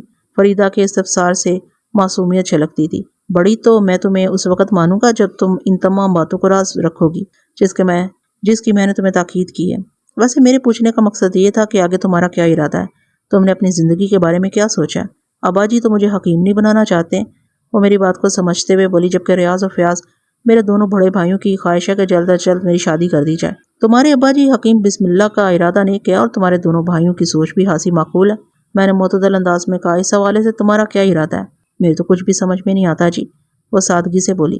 تمہاری سمجھ میں کچھ اس لیے نہیں آتا کہ تم اچھی خاصی سمجھدار ہو، میں نے معنی خیز انداز میں کہا۔ جو لوگ عقل سے پیدل ہوتے ہیں وہی سب سمجھنے کے دعوے کرتے ہیں۔ ویسے تمہارے لیے میرا ایک مشورہ ہے، وہ تیزی سے پلکیں چپکاتے ہوئے بولی۔ کون سا مشورہ جی؟ اگر تمہارے ابا جی اجازت دے تو تم پولیس ڈپارٹمنٹ میں بازمت اختیار کر لو، میں نے اس کی آنکھوں میں دیکھتے ہوئے کہا۔ تمہارے اندر پولیس والوں کی طرح تجزیہ کرنے کی بھرپور صلاحیت موجود ہے، تم اس شعبے میں بہت کامیابی حاصل کر سکتی ہو۔ آپ مذاق تو نہیں کر رہے؟ وہ بے یقینی سے مجھے دیکھتے ہوئے بولی۔ میں سچ کہہ رہا ہوں، اللہ آپ نے تو میرے دل کی بات کہہ دی، وہ بچوں کی طرح خوش ہو کر بولی۔ میں تمہارے سلسلے میں حکیم بسم اللہ سے بات کروں گا، مگر زیبو کی گمشدگی والے اس کیس کو حل کرنے کے بعد، میں نے معتدل انداز میں کہا۔ وہ بولی، تھانے دار صاحب آپ جلد از جلد زیبو کو ڈھونڈ نکالیں۔ انشاءاللہ میں زیبو کی بازیابی کے لیے پوری کوشش کروں گا۔ ایک دو مزید سوالات کے بعد ضروری ہدایات دے کر میں نے فریدہ کو فارغ کر دیا۔ میں حکیم بسم اللہ کے گھر سے نکلا تو غلام سرور میرے ہمراہ تھا۔ اس نے فکرمند لہجے میں مجھ سے استفسار کیا، تھانے دار صاحب میری بیٹی کا کچھ پتہ چلا آپ کو؟ ہاں، ایک سراغ ملا تو ہے، میں نے اس کے ساتھ چلتے ہوئے کہا۔ کچھ مجھے بھی تو بتائیں سرکار، وہ بھرائی ہوئی آواز میں بولا۔ میں اس کی ذہنی کیفیت کو سمجھ سکتا تھا، لہٰذا حتی الامکان نرم لہجے میں کہا، اب تک جو حالات و واقعات سامنے آئے ان کی روشنی میں تو یہی نظر آ رہا ہے کہ زیبو اپنی مرضی سے کھارا کے ساتھ کہیں گئی ہے، لیکن اس امر کا حتمی فیصلہ کل شام تک ہوگا۔ اس دوران میں تو اہم باتیں کرنا ہے، اس دوران میں تو اہم کام کرنا ہے، ایک تم نے اور ایک میں نے۔ میں اپنے انداز میں کھارا کے بارے میں تفتیش کروں گا اور تم نے اپنے ان تمام عزیزوں اور رشتہ داروں سے رابطہ قائم کر کے یا ان کے پاس جا کر یہ معلوم کرنے کی کوشش کرنا ہے کہ زیبو کہیں ان میں سے کسی کے گھر تو نہیں پہنچ گئی۔ جی ٹھیک، میں کل صبح اس مہم پر روانہ ہو جاؤں گا، وہ فرما برداری سے بولا۔ لیکن کیا غلام سرور؟ آپ جو کھارا کے بارے میں منڈھورا کلا میں کچھ پرتیت کریں گے اس سے میری عزت کا جنازہ نکل جائے گا تھانے دار صاحب، وہ نمناک آواز میں بولا۔ میری بات غور سے سنو غلام سرور، پہلی بات تو یہ ہے کہ زیبو تمہاری عزت کو خاک میں ملا کر جا چکی ہے، اب اس عزت کا جنازہ اٹھے یا تدفین ہو اس سے کیا فرق پڑتا ہے؟ دوسری بات یہ کہ میں کوئی دودھ پیتا بچہ نہیں ہوں کہ پورے منڈھورا کلا میں زیبو اور کھارا کے تعلقات کا ڈھنڈورا پیٹتا پھروں گا۔ تیسری بات یہ کہ مجھے بھی تمہاری عزت کا بہت خیال ہے، میں نے کہا نا کہ میں اپنے انداز میں طریقے سلیقے سے کھارا کے بارے میں تفتیش کروں گا، منڈھورا کلا میں کسی کو کانوں کان خبر نہیں ہوگی کہ میں کیا کرتا پھر رہا ہوں۔ آپ کا بہت بہت شکریہ تھانے دار صاحب، میری بات پوری ہونے سے پہلے ہی ممنونیت بھرے لہجے میں بولا۔ اور آخری بات، تم بھی ان معاملات میں اپنی زبان کو بند ہی رکھنا، سمجھ گئے نا؟ جی میں سمجھ گیا۔ میں نے پوچھا، تم نے زیبو کے لیے آنے والے جن 5 رشتوں کی بات کی تھی کیا ان میں افتخار عرف کھارا تیلی کا رشتہ بھی شامل تھا؟ اس نے مختصر جواب دیا۔ کیا کھارا اوباش، آوارہ، نکھٹو، نکما لڑکا ہے؟ میں نے چپتے ہوئے لہجے میں استفسار کیا۔ نہیں جی، ایسی تو کوئی بات نہیں۔ پھر اس کے رشتے سے انکار کی وجہ؟ وہ جی، ایک تو وہ ذات کا تیلی ہے، وہ اپنی سوچ کے مطابق وضاحت کرتے ہوئے بولا۔ دوسرے اس کا خاندان بہت بڑا ہے، کھارا کے 6 بھائی اور 5 بہنیں، وہ میرے پیار پر پورا نہیں اترتا تھا۔ غلام سرور، تم جس بندے کو گھٹیا ذات اور کم نسل سمجھتے تھے، تمہاری بیٹی نے اسی شخص کا انتخاب کر کے تمہاری آنکھیں کھولنے کا سامان کر دی ہے۔ اب یہ تمہاری مرضی ہے کہ اپنی ذاتی انا کی تسکین کے لیے تم آنکھیں بند کیے خواب خرگوش کے مزے لیتے رہو۔ وہ ہکا بکا مجھے تکتا چلا گیا۔ باتیں کرتے ہوئے ہم تانگے کے قریب پہنچ گئے تھے۔ غلام سرور کی سمجھ میں نہیں آ رہا تھا کہ میرے لتاڑ کے جواب میں کیا کہے، اور میں چاہتا بھی نہیں تھا کہ وہ لازمی کوئی جواب دے۔ میں نے اس کے کندھے پر ہاتھ رکھتے ہوئے حوصلہ بڑھانے والے انداز میں کہا، غلام سرور آرام سے گھر جاؤ، اور میں نے تمہیں جو ہدایات دی ہیں صبح اٹھ کر اس مشن کا آغاز کر دو، اللہ خیر کرے گا۔ میری زیبو تو مل جائے گی نا؟ انشاءاللہ، میں نے تہہ دل سے کہا۔ اللہ کی رحمت اور میری کوشش پر یقین رکھو، بہت جلد سب کچھ ٹھیک ہو جائے گا۔ اگلی صبح میں نے کانسٹیبل معشوق علی کو موزہ کولووال روانہ کر دیا۔ معشوق علی کی تحقیق کے مطابق زیبو کی گمشدگی سے ایک روز قبل افتخار اور افخارا موزہ کولووال چلا گیا تھا۔ اس واقعے کو چونکہ ایک طویل عرصہ گزر چکا ہے، اس لیے مجھے بالکل درست تاریخیں تو یاد نہیں ہیں۔ واقعات کو آسانی سے سمجھنے کے لیے فرض کر لیتے ہیں کہ زیبو 22 مئی کی شام سے لاپتہ تھی، اور اس کی گمشدگی کی رپورٹ 23 مئی کی صبح میرے تھانے میں درج کرائی گئی تھی، اور آج 24 مئی کی صبح تھی۔ اس کے حساب سے کھارا 21 مئی کی صبح منڈھورا کلا سے کولووال روانہ ہوا تھا۔ ان تاریخوں کو ختمی نہ سمجھا جائے، بس یہ بات ذہن میں رہے کہ وہ مئی کا مہینہ اور گندم کی کٹائی کا موسم تھا۔ کولووال نامی گاؤں منڈھورا کلا سے لگ بھگ 4 میل کے فاصلے پر واقع تھا۔ معشوق علی کی واپسی کا انتظار کرنا میری مجبوری تھی۔ मगर मेरी सोच की राह में कोई रुकावट, दिक्कत या दुश्वारी हायल नहीं थी। दोपहर के वक्त गुलाम सरवर मेरे पास थाने पहुंच गया। गर्मी ने उसकी मत मार रखी थी, वो पसीने से शराबूर था। मैंने उसे ठंडे पानी के 2 गिलास पिलाए तो उसके होश ठिकाने आए। जब उसके हवास बहाल हुए तो उसने बताया कि आज सुबह से वो अपनी साइकिल पर गांव-गांव घूमता यहाँ पहुंचा। मैं समझ सकता हूँ कि तुमने चिलचिलाती धूप में किस कदर तकलीफ उठाई होगी। उसके चेहरे पर अजियत के आसार नमूदार हुए और वो बड़ी गमगीन नज़र से मुझे देखने लगा। मुझे उसकी हालत पर बड़ा तरस आया। उसकी हालत देखकर मुझे ये समझने में कोई मुश्किल पेश नहीं आई कि वो ज़ेबू की तलाश के मिशन में नाकाम लौटा था। नामुरादी उसके चेहरे पर रकम थी। क्या हुआ गुलाम सरवर? मैंने अपनायत भरे लहजे में दरियाफ्त किया। उसके जब्त का बंधन टूट गया। गुलगीर आवाज में बोला, थानेदार साहब, ज़ेबू कहीं भी नहीं मिली। बस तो फिर इसका एक ही मतलब है। क्या मतलब है सरकार? वो मेरी बात पूरी होने से पहले ही बोल पड़ा। मतलब ये कि वो खारा के साथ ही गई है, मैंने रसान से जवाब दिया। मगर वो गई कहाँ है? वो बिखरी हुई आवाज में बोला। पहला इम्कान मोजा कोलूवाल का है, मैंने इंकशाफ अंगेज अंदाज में कहा। कोलूवाल में खारा की खाला रहती है, मैंने वजाहत करते हुए बताया। खारा के बारे में मुझे पता चला है कि वो वकूआ से 1 रोज़ पहले अपनी खाला से मिलने कोलूवाल गया, लिहाजा इस बारे में सोचा जा सकता है कि खारा ज़ेबू को अपने साथ कोलूवाल ले गया हो। गुलाम सरवर मेरे इस मिशन से आगाह नहीं था। मैंने मुख्तसर अल्फाज में उसे इस बारे में बताया। वो इस बात में गर्दन हिलाते हुए बोला, हाँ मैं इतना जानता हूँ कि कोलूवाल में जीरा तेली की साली बिल्किस रहती है, लेकिन मुझे ये पता नहीं था कि खारा ज़ेबू की गुमशुदगी से 1 दिन पहले कोलूवाल। वो बोलते बोलते रुककर फिर उलझन ज़दा नज़र से मुझे देखते हुए मुस्तफसर हुआ। जब खारा इस वाक़े से 1 दिन पहले ही कोलूवाल वापस चला गया था तो फिर वो ज़ेबू को कहीं कैसे लेकर जा सकता है थानेदार साहब? यही मालूम करने के लिए मैंने अपने कांस्टेबल को आज सुबह ही कोलूवाल रवाना कर दिया। मैंने मुतदल अंदाज में कहा, शाम तक ये कुदा भी खुल ही जाएगा। इधर मेरी बात खत्म हुई, उधर कांस्टेबल माशूक अली मेरे कमरे में दाखिल हुआ। उसके चेहरे पर थकन के आसार थे और आंखों से नाकामी झलकती थी। इधर मेरी बात खत्म हुई, उधर कांस्टेबल माशूक अली मेरे कमरे में दाखिल हुआ। उसके चेहरे पर थकन के आसार थे और आंखों से नाकामी झलकती थी। वो मुजमहल अंदाज में मेरे सामने और गुलाम सरवर के पहलू में कुर्सी पर बैठ चुका तो मैंने पूछा, हाँ भाई माशूक अली, उस आशिक जोड़े का कुछ पता चला? बड़ी गड़बड़ है मलक साहब, वो मायूसी से बोला। कैसी गड़बड़? मैं सीधा होकर बैठ गया। खारा की खाला बिल्किस फातिमा ने बताया कि खारा 21 मई की दोपहर में उसके घर आया था। कांस्टेबल अपनी कार्रवाई की रोयदाद बयान करते हुए बोला, और फिर अगली सुबह यानी 22 मई को वो वापस मंढोरा कला चला गया था। उसके बाद उन लोगों को खारा की कोई खैर खबर नहीं। ज़ेबू 22 मई की शाम मेले से वापसी पर गायब हुई थी और ज़ेबू के अटैची केस से मिलने वाला रुका बताता था कि उसी तारीख को वो पर्चा ज़ेबू तक पहुंचा था, वरना इस पर आज शाम के अल्फाज दर्ज न होते। अगर खारा 22 मई की सुबह कोलूवाल से मंढोरा कला के लिए रवाना हुआ था तो इसका ये मतलब था कि उसने ये पैगामी रुका वकूआ के रोज़ दोपहर में ज़ेबू तक पहुंचाया था। खारा तो हासा चालबाज किस्म का बंदा मालूम होता है, मैंने पुरसोच अंदाज में कहा। मंढोरा कला में उसने ये तासुर दिया है कि वह वकूआ से 1 रोज़ पहले कोलूवाल चला गया था ताकि ज़ेबू की गुमशुदगी के हवाले से किसी का उसकी तरफ ध्यान न जाए। इसके बाद वो निहायत ही खामोशी से मंढोरा कला आया और ज़ेबू को मेले में सर्कस के करीब शाम 6 बजे पहुंचने की हिदायत की। ज़ेबू ने उसकी हिदायत पर अमल किया और मेले से वापसी पर वो गायब हो गई, यानी अपने आशिक के साथ किसी नई मंजिल की जानिब रवाना हो गई। मंढोरा कला वालों के रिकॉर्ड में खारा अपनी खाला के घर कोलूवाल गया है, बल्कि इस फातिमा के रिकॉर्ड के मुताबिक उसका भांजा खारा 1 दिन उसके पास गुजार कर वापस मंढोरा कला चला गया। और हम यहाँ बैठे अपने रिकॉर्ड को दुरुस्त करते हुए ये सोच रहे हैं कि ज़ेबू और खारा सबकी आंखों में धूल झोंक कर नामालूम मंजिल की जानिब रवाना हो चुके हैं। उन दोनों का मंसूबा खासा जानदार है, लेकिन मैं इतनी आसानी से उनकी जान नहीं छोड़ूंगा। वो अगर पाताल में भी छुपे बैठे होंगे तो मैं उन्हें गर्दन से पकड़कर बाहर खींच लाऊंगा। थानेदार साहब, मुझे तो यकीन ही नहीं आ रहा कि ज़ेबू इतना बड़ा कदम भी उठा सकती। गुलाम सरवर ने रंजीदा लहजे में कहा। तुम्हारे यकीन करने या ना करने से कोई फ़र्क नहीं पड़ता, मैंने उसकी आंखों में देखते हुए कहा। ज़ेबू मंजर से गायब है। खाला तो वाक़यात ये बताते हैं कि वो अपनी रज़ा से खारा के साथ कहीं गई है।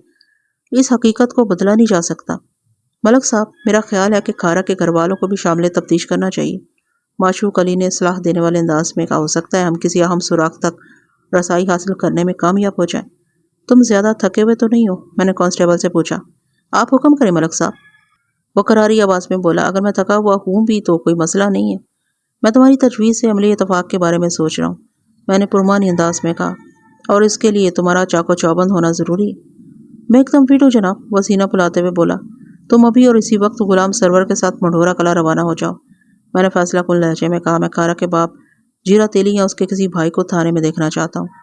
मलक साहब, वो यकलख्त उठकर खड़ा हो गया और बड़े एतमाद से बोला, آپ کے حکم کی تعمیل کے لیے میں بالکل تیار ہوں۔ میں نے غلام سرور کی طرف دیکھتے ہوئے کہا، تم بھی معشوق علی کے ساتھ جاؤ اور اپنے گھر میں آرام سے بیٹھو، پریشان ہونے کی ضرورت نہیں۔ زیبو کو تلاش کرنا میری ذمہ داری ہے۔ میں نے تمہاری خواہش پر زیبو کی گمشدگی کی رپورٹ درج کر رکھی ہے۔ اب میں کارا کے خلاف اغوا کا مقدمہ درج کرنے والا ہوں۔ تم بالکل بے فکر ہو جاؤ، زیبو کو بازیاب کرنا میرے فرائض کا حصہ ہے۔ وہ مطمئن ہو کر معشوق علی کے ساتھ رخصت ہو گیا۔ میں نے ASI نیک محمد کو اپنے پاس بلا لیا۔ نیک محمد زیبو کی گمشدگی کی تفصیلات سے پوری طرح آگاہ تھا۔ میں نے اس کی آنکھوں میں دیکھتے ہوئے پوچھا، کیا صبح 5-6 اہلکار میسر ہو سکتے ہیں؟ جی ملک صاحب۔ اس نے اس بات میں گردن ہلائی اور پوچھا، آپ کے ذہن میں کیا پلان ہے؟ میں 2 پولیس اہلکاروں پر مشتمل 3 چھاپہ مار ٹیمیں تشکیل دینا چاہتا ہوں۔ میں نے ASI کو اپنے منصوبے سے آگاہ کرتے ہوئے بتایا۔ یہ ٹیمیں علی صبح تھانے سے روانہ ہو جائیں گی اور قریب قریب کے تمام گاؤں دیہات میں زیبو اور کھارا کا سراغ لگانے کی کوشش کریں گی۔ تم میری بات سمجھ رہے ہو نا؟ بہت اچھی طرح سمجھ رہا ہوں ملک صاحب، وہ توانا لہجے میں بولا۔ میں خود اپنی نگرانی میں آج رات ہی 3 ٹیمیں تیار کر کے انہیں سب سمجھا دوں گا، بلکہ ایک ٹیم میں خود بھی شامل ہوں گا۔ ہم سب سادہ لباس میں کل تڑکے تھانے سے روانہ ہو جائیں گے۔ شاباش، میں نے اس کے منصوبے کو سراہتے ہوئے ستائشی انداز میں کہا، امید ہے کل شام سے پہلے تم مجھے کوئی خوشخبری سناؤ گے؟ انشاءاللہ، وہ مضبوط لہجے میں بولا۔ میرا ارادہ تو یہی ہے، میں آپ کی امیدوں پر پورا اترنے کی کوشش کروں گا۔ تھوڑی دیر تک ہم زیبو کی گمشدگی کے حوالے سے باہمی اظہار کرتے رہے، پھر ASI کسی کام سے اٹھ گیا۔ میں عموماً اس وقت تک اپنے کوارٹر میں چلا جاتا تھا، لیکن آج میں جم کر تھانے میں بیٹھا ہوا تھا۔ مجھے کانسٹیبل معشوق علی کی واپسی کا انتظار تھا۔ ویسے بھی میرا کوارٹر تھانے کے عقبی حصے میں بنا ہوا تھا۔ لگ بھگ 9:30 بجے معشوق علی منڈورا کلا سے واپس آ گیا۔ وہ اکیلا نہیں تھا، نذیر عرف جیرا تیلی بھی اس کے ساتھ تھا۔ جیرا خاصا برہم نظر آتا تھا۔ جب وہ میرے سامنے حاضر ہوا تو اکھڑے ہوئے لہجے میں مجھ سے مستفسر ہوا، تھانے دار صاحب، آپ نے کس قانون کے تحت اس وقت مجھے تھانے بلایا؟ تھانے بلانے کے لیے کسی ٹائم ٹیبل پر مبنی کوئی قانون ابھی تک بنایا نہیں گیا، میں نے قدرے سخت انداز میں کہا۔ میں کسی بھی شخص کو کسی بھی وقت تھانے بلانے کا مجاز ہوں، اور میرا قصور کیا جناب؟ میرے جارحانہ تیور دیکھ کر وہ فوراً نرم پڑ گیا۔ ہم پہلے ہی پریشان بیٹھے تھے، اوپر سے آپ کا سپاہی مجھے پکڑ کر تھانے لے آیا۔ یہ کوئی انصاف تو نہ ہوا نا؟ انصاف ہمیشہ کسی معاملے کے آخری مرحلے پر کیا جاتا ہے جیرا، ابھی تو شروعات ہے۔ میں نے تیز نظر سے اسے گھورتے ہوئے کہا، تمہارے قصور پر ہم بعد میں بات کریں گے، پہلے یہ بتاؤ کہ تم اپنے گھر میں کیوں پریشان بیٹھے تھے، اور اس بات کی تسلی رکھو کہ میں انصاف کے تقاضے پورے کرنے میں ذرا سی بھی کوتاہی نہیں کروں گا۔ وہ جی ہمارے گھر میں چوری ہو گئی ہے، اس نے بتایا۔ اوہو، یہ کب کا واقعہ؟ صحیح وقت کا تو پتہ نہیں ہے جناب، ہمیں آج صبح ہی پتہ چلا ہے، وہ متذبذب انداز میں بولا۔ کچھ سمجھ میں نہیں آ رہا یہ کس قسم کا چور تھا جس نے… وہ بولتے بولتے اچانک رکا تو میں نے تیز لہجے میں دریافت کیا، جس نے صرف طلائی زیور چرایا۔ وہ انکشاف انگیز لہجے میں بولا، باقی گھر کی ہر شاید جوں کی تم اپنی جگہ پر رکھی ہوئی ہے، صرف زیورات غائب ہوئے ہیں۔ میرا ذہن تیز رفتاری سے ایک خاص انداز میں سوچنے لگا۔ میں نے جیرا تیلی سے سوال کیا، چوری ہونے والے زیورات کی مالیت کتنی ہوگی؟ جیرا کی بات سن کر میرے کان کھڑے ہو گئے تھے۔ اس نے میرے سوال کے جواب میں بتایا، جناب ان زیورات کا وزن 15 تولے سے زیادہ ہی تھا، میرے خیال میں لگ بھگ 1,500 کے تو ہوں گے۔ ان میں کچھ زیور تو میری گھر والی کا تھا، باقی میں نے بیٹی کی شادی کے لیے تیار کروایا تھا۔ سب کا سب چلا گیا تھانے دار صاحب۔ بات کے اختتام پر وہ افسوسناک انداز میں سر کو جھٹکنے لگا۔ جیرا پریشان ہونے کی ضرورت نہیں، میں نے مضبوط لہجے میں کہا، سمجھ لو کہ میں نے تمہارے گھر سے زیورات چرانے والے چور کو پکڑ لیا ہے۔ اس کی آنکھیں حیرت سے پھیل گئی۔ چاروں جانب نگاہ دوڑاتے ہوئے اس نے اضطراری لہجے میں دریافت کیا، چور کہاں ہے جی؟ وہ تھوڑی سیر و تفریح کے لیے نکلا ہوا ہے، میں نے عام سے لہجے میں کہا، لیکن تم فکر نہیں کرو، کل کا سورج غروب ہونے سے پہلے وہ چور میرے تھانے کی حوالات میں بند ہوگا۔ ماں، مال مسروقہ و مغوی زیبو۔ اس نے چونک کر میری طرف دیکھا اور بے سخت اس کی زبان سے نکلا، یہ آپ کیا کہہ رہے ہیں تھانے دار صاحب؟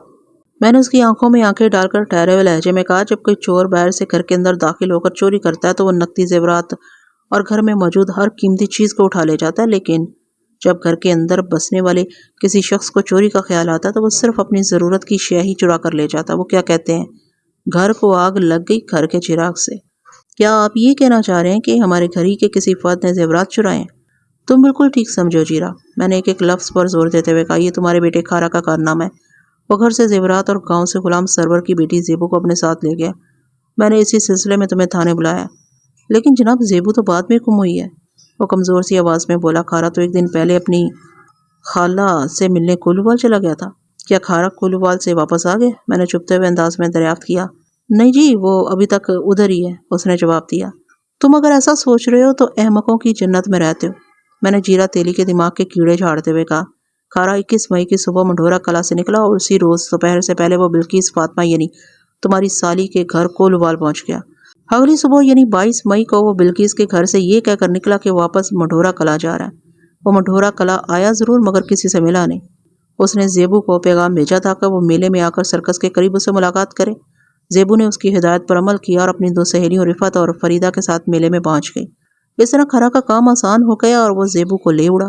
میں نے کھارا کے خلاف زیبو کے اغوا کی رپورٹ درج کر لی اور پورے علاقے میں تمہارے ہونہار بیٹے کی تلاش جاری ہے۔ کھارا بہت جلد آہنی سلاحوں کے پیچھے ہوگا۔ وہ دونوں ہاتھوں سے سر کو تھامتے ہوئے رو دینے والے انداز میں بولا، میری تو کچھ سمجھ نہیں آ رہا یہ سب کیا ہو گیا۔ مجھے یقین نہیں آ رہا کہ کھارا نے ایسا کیا ہوگا۔ میں یہ تمام باتیں اپنی طرف سے نہیں کہہ رہا ہوں جیرا، میں نے گہری سنجیدگی سے کہا۔ میرے پاس ایک ایک چیز کا ثبوت موجود ہے۔ میں نے جس کانسٹیبل کو بھیج کر ابھی تمہیں تھانے بلایا ہے نا، یہ صبح کولوبال کا دورہ کر کے آیا اور اس نے تمہاری سالی بلقیس فاطمہ سے ملاقات بھی کی تھی۔ یہ ساری معلومات وہیں سے حاصل ہوئی ہیں اور یہ دیکھو میں نے اپنی میز کی دراز کھول کر وہ طے شدہ پرچہ نکال لیا جو مجھے زیبو کے اٹیچی کیس سے ملا تھا۔ میں نے مذکورہ رکا جیرا تیلی کی طرف بڑھاتے ہوئے کہا، یہ تحریری ثبوت بھی دیکھ لو اپنے ثبوت کے کرتوت کا۔ وہ لکھنا پڑھنا جانتا تھا۔ رکے کی مختصر سی ایک سطری تحریر نے اس کے 14 طبق کھل کر دیے۔ وہ بڑی بے بسی سے بولا، اوہ کھارا یہ تو نے کیا کر دیا؟ کھارا نے تو جو کیا سو کیا، میں اس کے ساتھ جو کروں گا اسے کھارا کی آنے والی 7 نسلیں بھی سبق حاصل کریں گی۔ سرکار معاف کر دیں۔ وہ دونوں ہاتھ جوڑ کر گڑ گڑانے لگا، کھارا نادان ہے، اسے کوتاہی ہو گئی، آپ میرے بچے کو بچا لیں۔ تمہارا بچہ کوئی سولی نہیں چڑھا ہوا جو میں اسے بچا لوں، میں نے سخت لہجے میں کہا۔ ایسی نادانی اور کوتاہیوں کے لیے قانون کی کتابوں میں مختلف تعزیریں درج ہیں۔ تمہارے اس ننھے منھے معصوم بالوں کو بھی تمام مراحل سے گزرنا ہوگا۔ قانون امیر غریب شاہ و گدا سب کے لیے یکساں ہے، کوئی اس کی پکڑ سے بچ نہیں سکتا۔ وہ کرسی سے اٹھا اور میز کے نیچے گھس کر میرے قدموں سے لپٹ گیا، پھر رو رو کر اپنے بیٹے کے لیے رحم کی اپیلیں کرنے لگا۔ میں نے بامشکل اس سے پاؤں چھڑائے اور معشوق علی کو حکم دیا، اس پاگل کے بچے کو باہر نکالو۔ معشوق علی نے کوشش کر کے جیرا تیلی کو کھینچ تان کر میری میز کے نیچے سے نکالا اور دوبارہ کرسی پر بٹھا دیا۔ اس کے دونوں ہاتھ ابھی تک موافق انداز میں جڑے ہوئے تھے اور آنکھوں سے آنسو جاری تھے۔ جیرا تم نے کولو تو لگا رکھا ہوگا؟ میں نے پوچھا۔ جی سرکار، وہ عاجزی سے بولا۔ تیلی تیل نہیں نکالے گا تو کھائے گا کہاں سے؟ تمہارے کولو کے بیل جب مستی کرتے ہیں تو پھر تم کیا کرتے ہو؟ میں نے اس کی آنکھوں میں دیکھتے ہوئے سوال کیا۔ میں نے کولو پر ایک لمبی سی ڈانگ یعنی کہ لاٹھی رکھی ہوئی ہے، اس نے بتایا۔ ہر مستی کرنے والے بیلوں کی ٹانگوں پر جب 2-4 ڈانگیں پڑتی ہیں تو وہ الف کی طرح سیدھے ہو جاتے ہیں۔ ڈانگ دراصل نہ تو لاٹھی ہوتی ہے اور نہ ہی چھڑی۔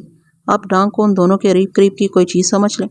میں نے جیرا تیلی کی بات کے جواب میں کہا، قانون بھی ایک کولو ہی کی طرح ہوتا ہے۔ یہ مستی کرنے والے انسان نما بیلوں پر دفعات کی ٹانگیں برساتا ہے، پھر جیل کی بلند و بالا سنگلا دیواروں کے پیچھے پہنچ کر یہ بیل جیسے اڑیل اور مزور انسان الف کی طرح سیدھے ہو جاتے ہیں۔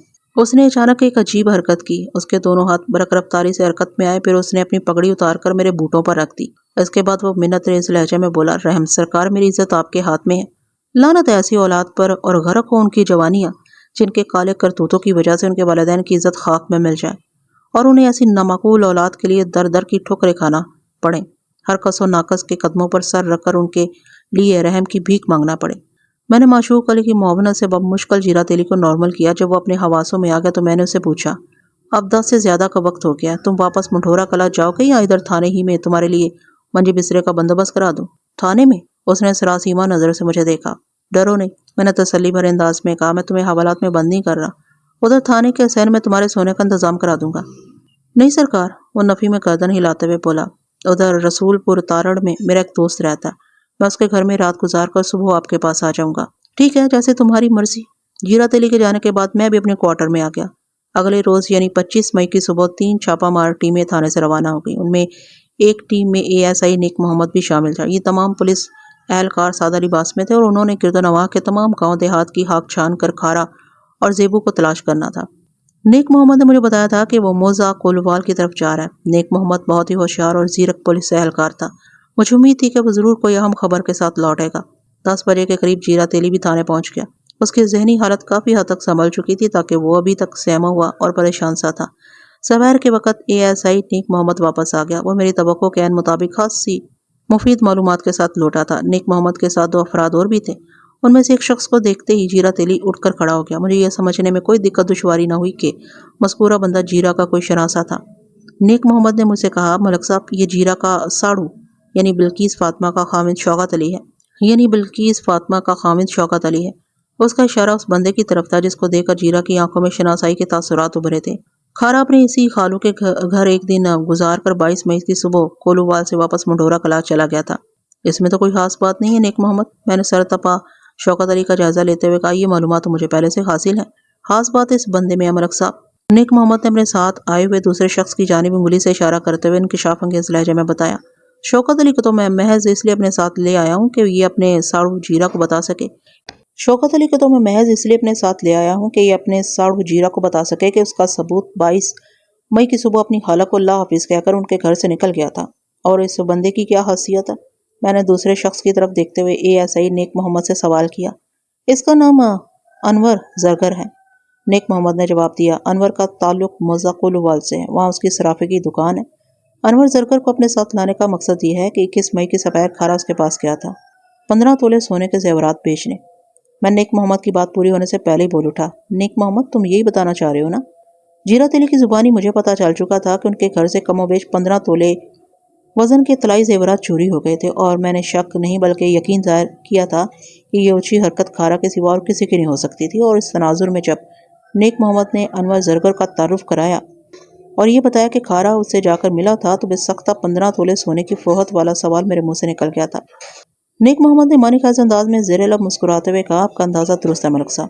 پھر جب میں نے انور سنار سے سوال و جواب کیے تو میرے دوسرے کئی اندازے بھی درستی کی منازل طے کرتے ہوئے دکھائی دیے۔ انور زرگر نے بتایا کہ 21 مئی کی سپہر کھارا چند طلائی زیورات فروخت کرنے اس کے پاس پہنچا تھا۔ اس نے مذکورہ زیورات کی اچھی طرح جانچ کرنے کے بعد ان کا وزن کیا تو وہ کم و بیش 15.5 تولے نکلا۔ انور نے وہ زیورات اپنے پاس رکھ لی اور اگلی صبح ادائیگی کا وعدہ کیا۔ ان کے بیچ 1000 روپے کے عوض یہ سودا طے پا گیا تھا۔ آئندہ صبح یعنی 22 مئی کو کھارا اپنی خالہ اور خالو کے گھر سے رخصت ہو کر سیدھا انور زرگر کے پاس پہنچا۔ انور نے وعدے کے مطابق گن کر 1000 روپے کی رقم کھارا کے حوالے کر دی۔ اس کے بعد کھارا کہاں گیا انور کو کوئی خبر نہیں تھی، مگر مجھے یہ خبر تھی کہ کھارا 1000 روپے کی تکڑی رقم کے ساتھ سیدھا منڈورا کلا پہنچا تھا۔ اس نے 22 مئی کی شام 6 بجے زیبو کو میلے میں سرکس کے قریب آنے کو کہا۔ زیبو اپنے گھر سے 2000 روپے چرا لائی تھی۔ ان دونوں چوروں نے اپنے اپنے گھر والوں کی آنکھوں میں دھول جھونکی اور ایک نئی زندگی کی شروعات کرنے نامعلوم منزل کی جانب روانہ ہو گئے۔ ایک محتاط اندازے کے مطابق ان کے پاس 3000 روپے موجود تھے۔ اگر جیرا کوئی کام دھندا نہیں بھی کرتا تو اس رقم کے سہارے وہ 2-3 سال تک بآسانی گزارا کر سکتے تھے۔ کھارا اور زیبو اپنے اپنے گھر والوں اور منڈورا کلا کے باسیوں کی آنکھوں میں یقیناً دھول جھونک کر منظر سے غائب ہو گئے تھے، لیکن قانون کی آنکھیں ابھی محفوظ تھیں اور یہ آنکھیں آسمان کے اس پار اور پاتال کی تہہ کے نیچے دیکھنے کی صلاحیت رکھتی تھیں۔ مجھ پر ایک ضد سی سوار ہو گئی کہ آئندہ 24 گھنٹے کے اندر میں ہر قیمت پر زیبو اور کھارا کو بازیاب کر کے رہوں گا۔ میں نے شام سے پہلے جیرا تیلی، اس کے ساڑھو شوکت علی اور انور زرگر کو رخصت کر دیا اور آئندہ کے لائے عمل کو ترتیب دینے لگا۔ مجھ پر جو ضد سوار ہوئی تھی وہ کوئی معمولی بات نہیں تھی۔ اگر کوئی بات معمولی ہو تو پھر بھلا ضد کیسے ہو سکتی ہے؟ ضد تو نام ہی غیر معمولی تمنا، انتہا پسند سوچ اور ناممکن عمل کا۔ 26 مئی کی صبح بڑی سنسنی خیز اور ہنگامہ پرور تھی۔ رات سونے سے پہلے میں نے زیبو اور کھارا کی بازیابی کے لیے ایک جامع منصوبہ ترتیب دے لیا تھا، بس اس پر عمل درآمد کی ضرورت باقی تھی۔ لیکن اگلی صبح نہ ہنگ لگے نہ پھٹکڑی اور رنگ بھی چوکھا ہے کہ مصداق مجھے اپنے اس منصوبے پر پیش قدمی کی ضرورت ہی پیش نہ آئی، اور جن 2 لو برڈز کی مجھے تلاش تھی ان کے حوالے سے ایک حتمی اطلاع تھانے پہنچ گئی۔ اپنی ضد پر عمل کرنے سے پہلے ہی اللہ نے میری عزت رکھ لی تھی۔ وہ اطلاع انتہائی افسوسناک اور صدمے سے بھرپور تھی۔ میں حسب معمول تیار ہو کر تھانے پہنچا تو وہاں میری آمد سے پہلے ہی غلام سرور، جیرا تیلی اور منڈورا کلا کے چند وسنیک موجود تھے۔ مجھ پر نگاہ پڑتے ہی غلام سرور کے ہاتھوں سے ضبط کا دامن چھوٹ گیا۔ تھانے دار صاحب، وہ گلوگیر لہجے میں بولا، آپ نے تو مجھے تسلی دی تھی کہ میری بیٹی صحیح و سلامت واپس آ جائے گی۔ میں دعا کروں، میں نے بہت دعائیں مانگی، لیکن دیکھ لیں موت دعا سے بھی زیادہ طاقتور نکلی۔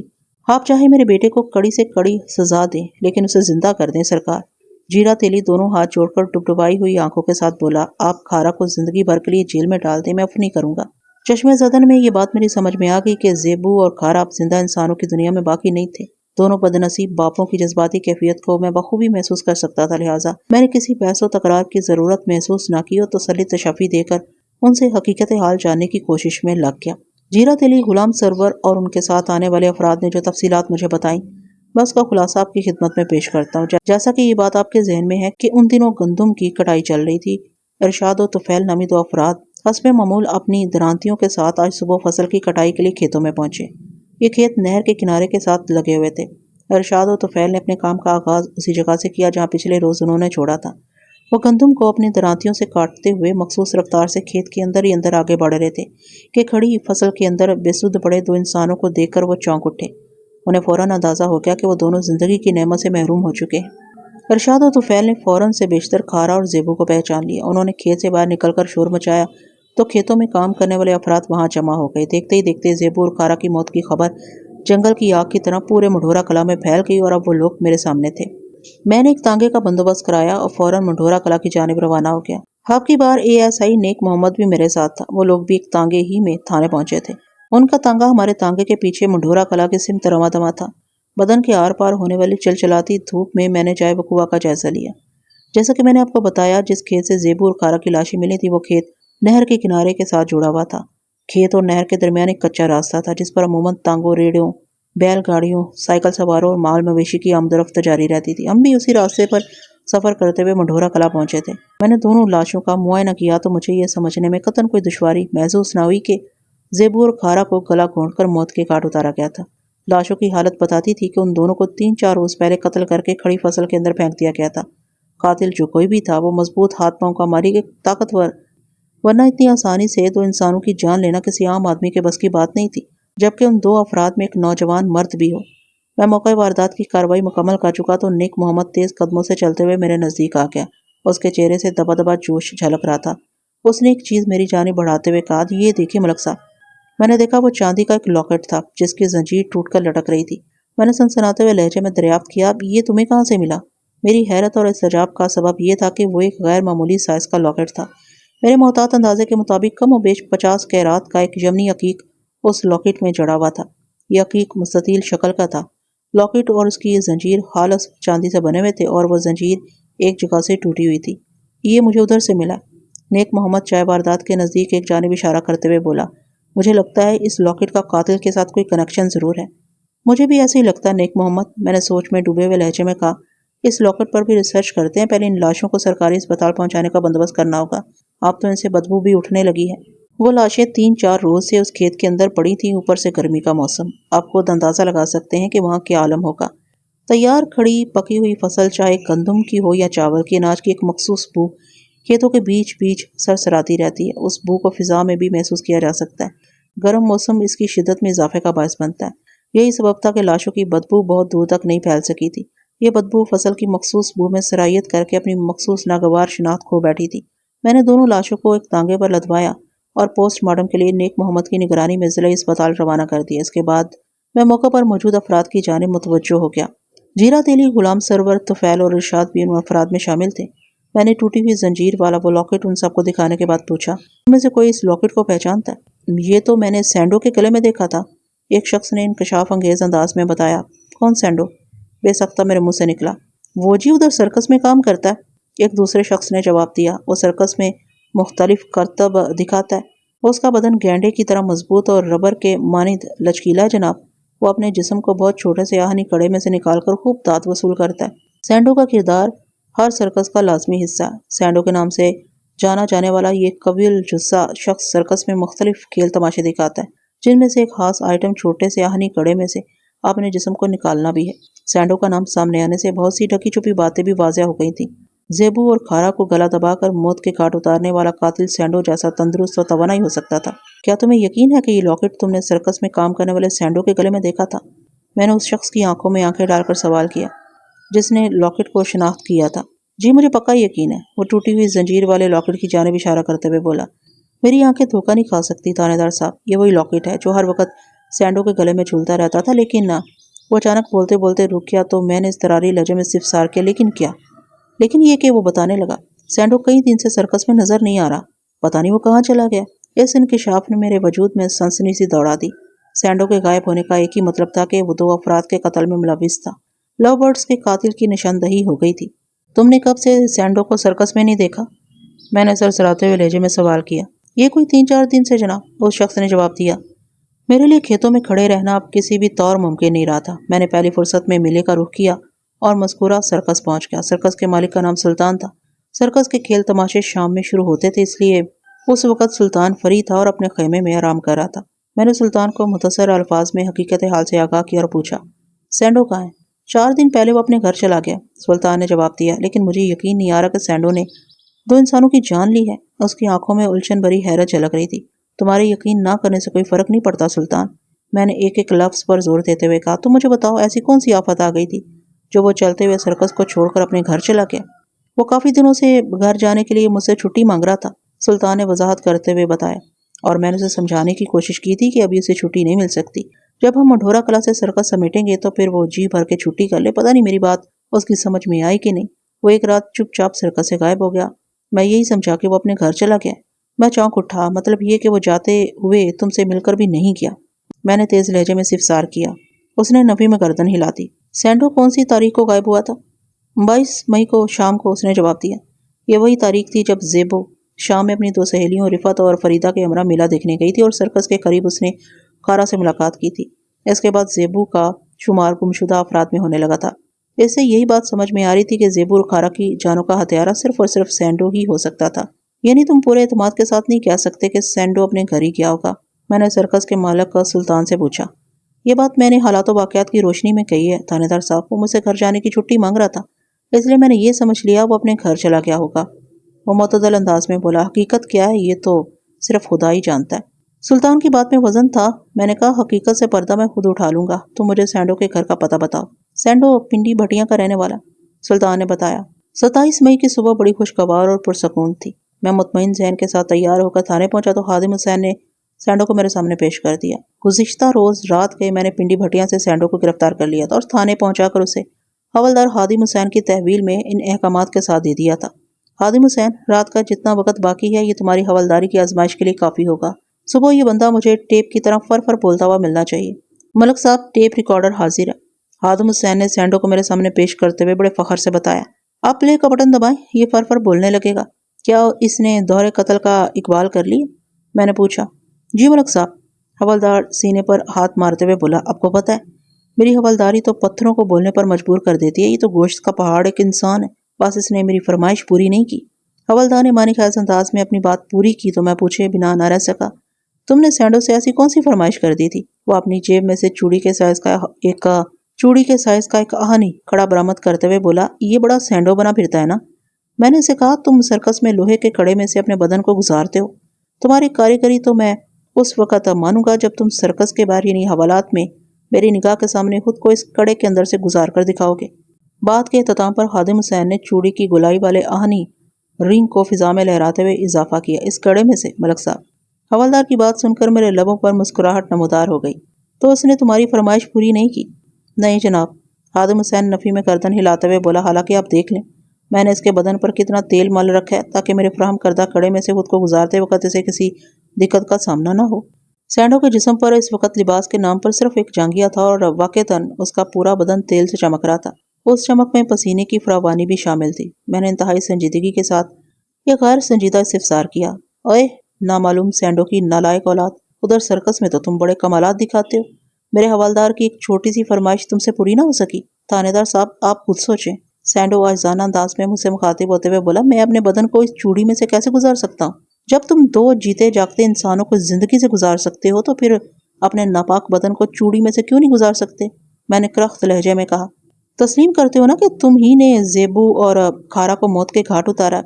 چی اس نے ندامت بھرے انداز میں سر کو اس باتی جنبش دی۔ کیوں؟ میں نے کڑک لہجے میں استفسار کیا۔ تمہاری ان دونوں سے کیا دشمنی تھی؟ کوئی نہیں جی، وہ کمزور سی آواز میں بولا، میں تو انہیں جانتا تک نہیں تھا، میں منڈھورا کلا میں اس سے پہلے کبھی نہیں آیا۔ پھر تم نے ان بد نصیبوں کے خون میں ہاتھ کیوں رنگے؟ میں نے پھنکار سے مشابہ آواز میں کہا، وہ جی میں لالچ میں آ گیا تھا، وہ ہچکچاہٹ بھرے انداز میں بولا۔ گھور کر اسے دیکھا۔ دولت کا لالچ نا؟ باچی 3000 روپے کا ذکر سن کر میرے دل میں لالچ پیدا ہو گیا تھا۔ وہ اقبال جرم پر اپنے بیان کی تصدیقی مہر ثبت کرتے ہوئے بولا، میں نے اس شام سرکس کے تمبو کے نزدیک ان دونوں کو باتیں کرتے سن لیا تھا۔ اس وقت میں تمبو کے اندر اپنے آئٹم کی تیاری کر رہا تھا اور ان کی آواز بڑے واضح طور پر مجھ تک پہنچ رہی تھی۔ ان کی باتوں سے مجھے یہ سمجھنے میں کوئی مشکل پیش نہ آئی کہ وہ فرار کا منصوبہ بنا رہے تھے۔ میں نے ان کی ساری پلاننگ سن لی۔ لڑکی نے اپنی سہیلیوں کے ساتھ واپس گھر کی طرف جانا تھا، لیکن گھر میں داخل ہونے کی بجائے واپس میلے میں آ جانا تھا۔ جس میدان میں یہ میلہ لگا ہوا ہے اس کے آخری کنارے پر نہر کی پلی ہے۔ لڑکے نے وہاں بیٹھ کر لڑکی کا انتظار کرنا تھا۔ لڑکی کو میلے کے اندر سے گزرتے ہوئے اس پلیا تک پہنچنا تھا پھر اندھیرا پھیلتے ہی وہ دونوں ایک نئی زندگی کی تلاش میں کسی نامعلوم منزل کی جانب روانہ ہو جاتے۔ مجھے ان کی منزل کے بارے میں کچھ علم نہیں تھا اور لڑکے نے ایسا کوئی ذکر بھی نہیں کیا تھا۔ ان کی ساری گفتگو میں میری توجہ صرف ایک ہی نقطے پر لگی ہوئی تھی۔ کون سا نقطہ؟ میں نے قطع کلامی کرتے ہوئے پوچھا۔ ان دونوں کے پاس 3000 روپے کی ایک تگڑی رقم موجود تھی، اس نے بتایا۔ 2000 روپے لڑکی اپنے گھر سے چرا کر لائی تھی اور 1000 روپے لڑکے نے کہیں سے مارے تھے۔ بس جناب، اس رقم کے حصول کے لیے میں لالچ میں آ گیا تھا۔ میں نے سرکس کو خیر آباد کہا اور ان سے پہلے ہی نہر والی پلیا کے نزدیک کھڑی فصل میں چھپ کر بیٹھ گیا۔ پھر جب وہ دونوں یکے بعد دیگرے پلیا پر پہنچے تو میں نے اپنے منصوبے پر عمل کرتے ہوئے ان دونوں کو قتل کر دیا اور ان کی لاشوں کو کھیتوں میں چھپا کر میں رفو چکر ہو گیا۔ تم اس رقم کو ہتھیانے کے لیے لالچ میں آ گئے تھے اور قانون تمہیں قرار واقعی سزا دینے کے لیے حرکت میں آ چکا ہے، میں نے تند لہجے میں کہا۔ اب دنیا کی کوئی طاقت تمہیں پھانسی لگنے سے نہیں بچا سکتی، کیا سمجھے؟ جناب، میں لوٹی ہوئی رقم میں سے 2000 روپے واپس کرنے کو تیار ہوں، وہ ہوشیاری سے بولا۔ آپ کوئی ہلکی دفعہ لگا کر مجھے پھانسی سے بچا لیں، میں جیل جانے کے لیے تیار ہوں۔ وہ مجھے ہلکی دفعہ لگانے کے لیے 2000 روپے رشوت کی پیشکش کر رہا تھا۔ اسے قطعاً علم نہیں تھا کہ ملک صفدر حیات 2000 کیا 2 لاکھ یا کروڑوں میں بھی بکنے والا نہیں تھا۔ میں نے اس کا ذہن پڑھنے کے لیے گھسائی کا عمل جاری رکھا۔ 2000 روپے کیوں؟ میں نے شبتے ہوئے لہجے میں استفسار کیا۔ تم نے تو ان مقتولین سے پورے 3000 روپے لوٹے تھے۔ وہ جی 1000 روپے میں نے حرج کر دیے ہیں۔ تم نے 4 دن میں 1000 روپے حرج کر ڈالے؟ میں نے بے یقینی سے اس کی طرف دیکھا۔ ایسا کیا خرید لیا تھا تم نے؟ خریدا تو کچھ نہیں تھانے دار صاحب۔ پھر 1000 روپے کہاں چلے گئے؟ میں پنڈی بھٹیا میں 3-4 لوگوں کا مقروض تھا۔ جیسے ہی پیسے میرے ہاتھ میں آئے میں نے سب سے پہلے قرضہ ادا کیا۔ اب باقی 2000 روپے بچے ہیں۔ اگر آپ مجھے پھانسی سے بچا لیں تو یہ 2000 روپے میں آپ کو دینے کے لیے تیار ہوں۔ یہ 2000 روپے تو میں تم سے ضرور وصول کروں گا، لیکن اپنے لیے نہیں، میں نے اس کی خوش فہمی کا جنازہ اٹھاتے ہوئے کہا۔ یہ رقم جائے گی اس کے اصل حقداروں کے پاس، البتہ تمہارے لیے میرے پاس ایک تحفہ ہے۔ تحفہ؟ وہ حیرت بھری نظر سے مجھے تکتے ہوئے بولا۔ کیسا تحفہ؟ تم نے 2 انسانوں کو موت کے گھاٹ اتارنے کا سنگین جرم کیا سینڈو، میں نے اس کی آنکھوں میں آنکھیں ڈال کر سنسناتے ہوئے لہجے میں کہا۔ اس جرم کی پاداش میں تمہیں پھانسی پر تو لٹک نہیں پڑے گا، میں تمہیں اس عظیم کارنامے پر موت کا تحفہ پیش کرتا ہوں۔ وہ رونے گڑ گڑانے لگا، اپنی جان بخشی کے لیے میری منت سماجت کرنے لگا، لیکن میں نے اس کی ایک نہ سنی اور حوالدار خادم حسین سے کہہ کر اسے حوالات میں بند کروا دیا۔ اسی روز میں نے ان کی نشاندہی پر 2000 روپے بھی برآمد کرا لیے۔ اگلی صبح میں نے بڑے مضبوط چالان کے ساتھ اسے عدالت میں پیش کر دیا۔ سینڈو میری تحویل میں اپنے جرائم کا اقبال کر چکا تھا، اس کے ساتھ ہی میں نے اسے وصول ہونے والی رقم اس درخواست کے ساتھ عدالت میں چالان کے ہمراہ جمع کرا دی۔ میری معزز عدالت سے استدعا ہے کہ وہ اس رقم کو جلد از جلد ریلیز کر دے تاکہ مقتولین کے ورثاء کی حت المقدور اشک شوئی کی جا سکے۔ پہلی باقاعدہ پیشی پر عدالت نے مذکورہ رقم میرے حوالے کر دی تاکہ میں اسے حقداروں تک پہنچا سکوں۔ اگلے روز میں نے غلام سرور اور جیرا تیلی کو تھانے بلا لیا۔ اس دوران میں زیبو اور کھارا کو منڈھورا کلا کے قبرستان میں منو مٹی کے نیچے دبایا جا چکا تھا۔ ان دونوں کی حالت قابل افسوس ہو رہی تھی۔ میں نے باری باری ان کے چہروں کے تاثرات کا جائزہ لیا اور معذرت آمیز ہمدردی سے کہا، مجھے اس بات کا دکھ ہے کہ میں زیبو اور کھارا کو زندہ سلامت تم تک نہیں پہنچا سکا، لیکن اس امر پر میرا ذہن مطمئن ہے کہ میں نے ان دونوں کے قاتل سینڈو کو ایک مضبوط کیس کے ساتھ جیل کی سلاخوں کے پیچھے پہنچا دیے۔ ایک آدھ پیشی میں اس کے لیے پھانسی کے احکامات صادر ہو جائیں گے، لیکن میں نے تم دونوں کو اس وقت ایک خاص مقصد کے لیے یہاں بلایا۔ ان دونوں نے چونک کر میری جانب دیکھا۔ میں نے میز کی دراز میں سے تو بھورے رنگ کے لفافے برآمد کرتے ہوئے کہا، تم دونوں کی ایک ایک امانت میرے پاس رکھی ہے، یہ میں تمہارے حوالے کرنا چاہتا ہوں۔ وہ دونوں بدستور الجھن زدہ نظروں سے مجھے تکے جا رہے تھے۔ میں نے ایک ایک بھورا لفافہ ان کی طرف بڑھا دیا۔ ہم سرور والے لفافے میں 1334 روپے اور جیرا تیلی والے لفافے میں 666 روپے موجود تھے۔ سینڈو نے لوٹی ہوئی رقم میں سے 1000 ٹھکانے لگا دیے تھے، باقی جو 2000 بچے تھے اس رقم میں ان دونوں کا حساب نسبت تناسب کے اصول کے مطابق یہی حصہ بنتا تھا جو میں نے ان کے حوالے کر دیا تھا۔ ان دونوں نے اپنا اپنا لفافہ کھول کر رقم گنی، پھر غلام سرور نے تیکھے لہجے میں مجھ سے پوچھا، تھانے دار صاحب، کیا یہ پیسے میری زیبو کی زندگی کا نعم البدل ہو سکتے ہیں؟